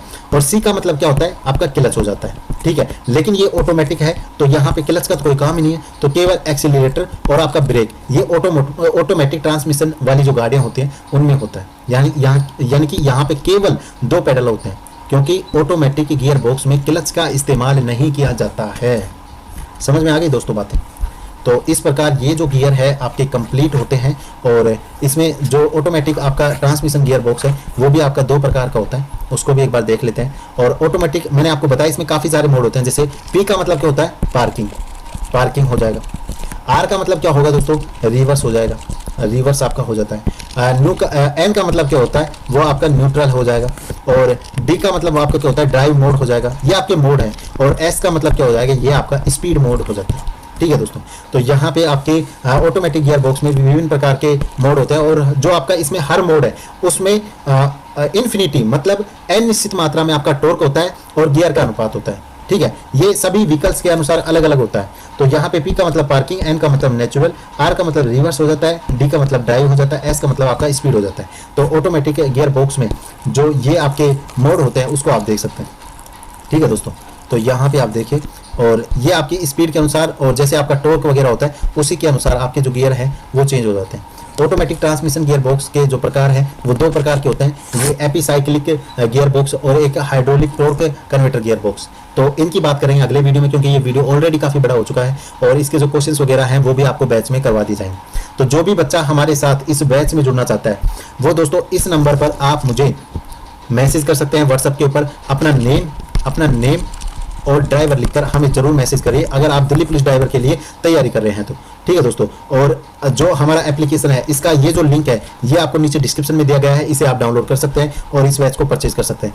और जो हमारी बुक है लास्ट एग्जाम की सबसे बेहतर बुक है ड्राइवर के मामले में, और इससे बेहतर बुक आपको पूरे मार्केट में कहीं देखने को नहीं मिलेगी, तो आप इसे फ्लिपकार्ट और अमेजोन से परचेज कर सकते हैं। ठीक है दोस्तों, तो इस वीडियो में इतना ही। जय हिंद, जय भारत, वंदे मातरम। और आशा करता हूँ गियर बॉक्स है वो आपको समझ में आया होगा, और जो ऑटोमेटिक गियर बॉक्स है ट्रांसमिशन गियर बॉक्स, इसका जो अगला पार्ट है वो हम बैच में करवाने वाले हैं। तो ये आज आपकी 23वें नंबर की क्लास थी और इसके बाद 24वीं क्लास आएगी, और लगभग ये जो सिलेबस है वो आपका 45 क्लास में हम कंप्लीट करवा देंगे, लगभग 45 क्लास में। उसके बाद 20 क्लासेज आपके ऑब्जेक्टिव क्वेश्चंस की आएंगी, जिसमें हम 2000 प्लस क्वेश्चंस आपके करवाने वाले हैं। ठीक है दोस्तों, तो इस वीडियो में इतना ही। जय हिंद, जय भारत, वंदे मातरम।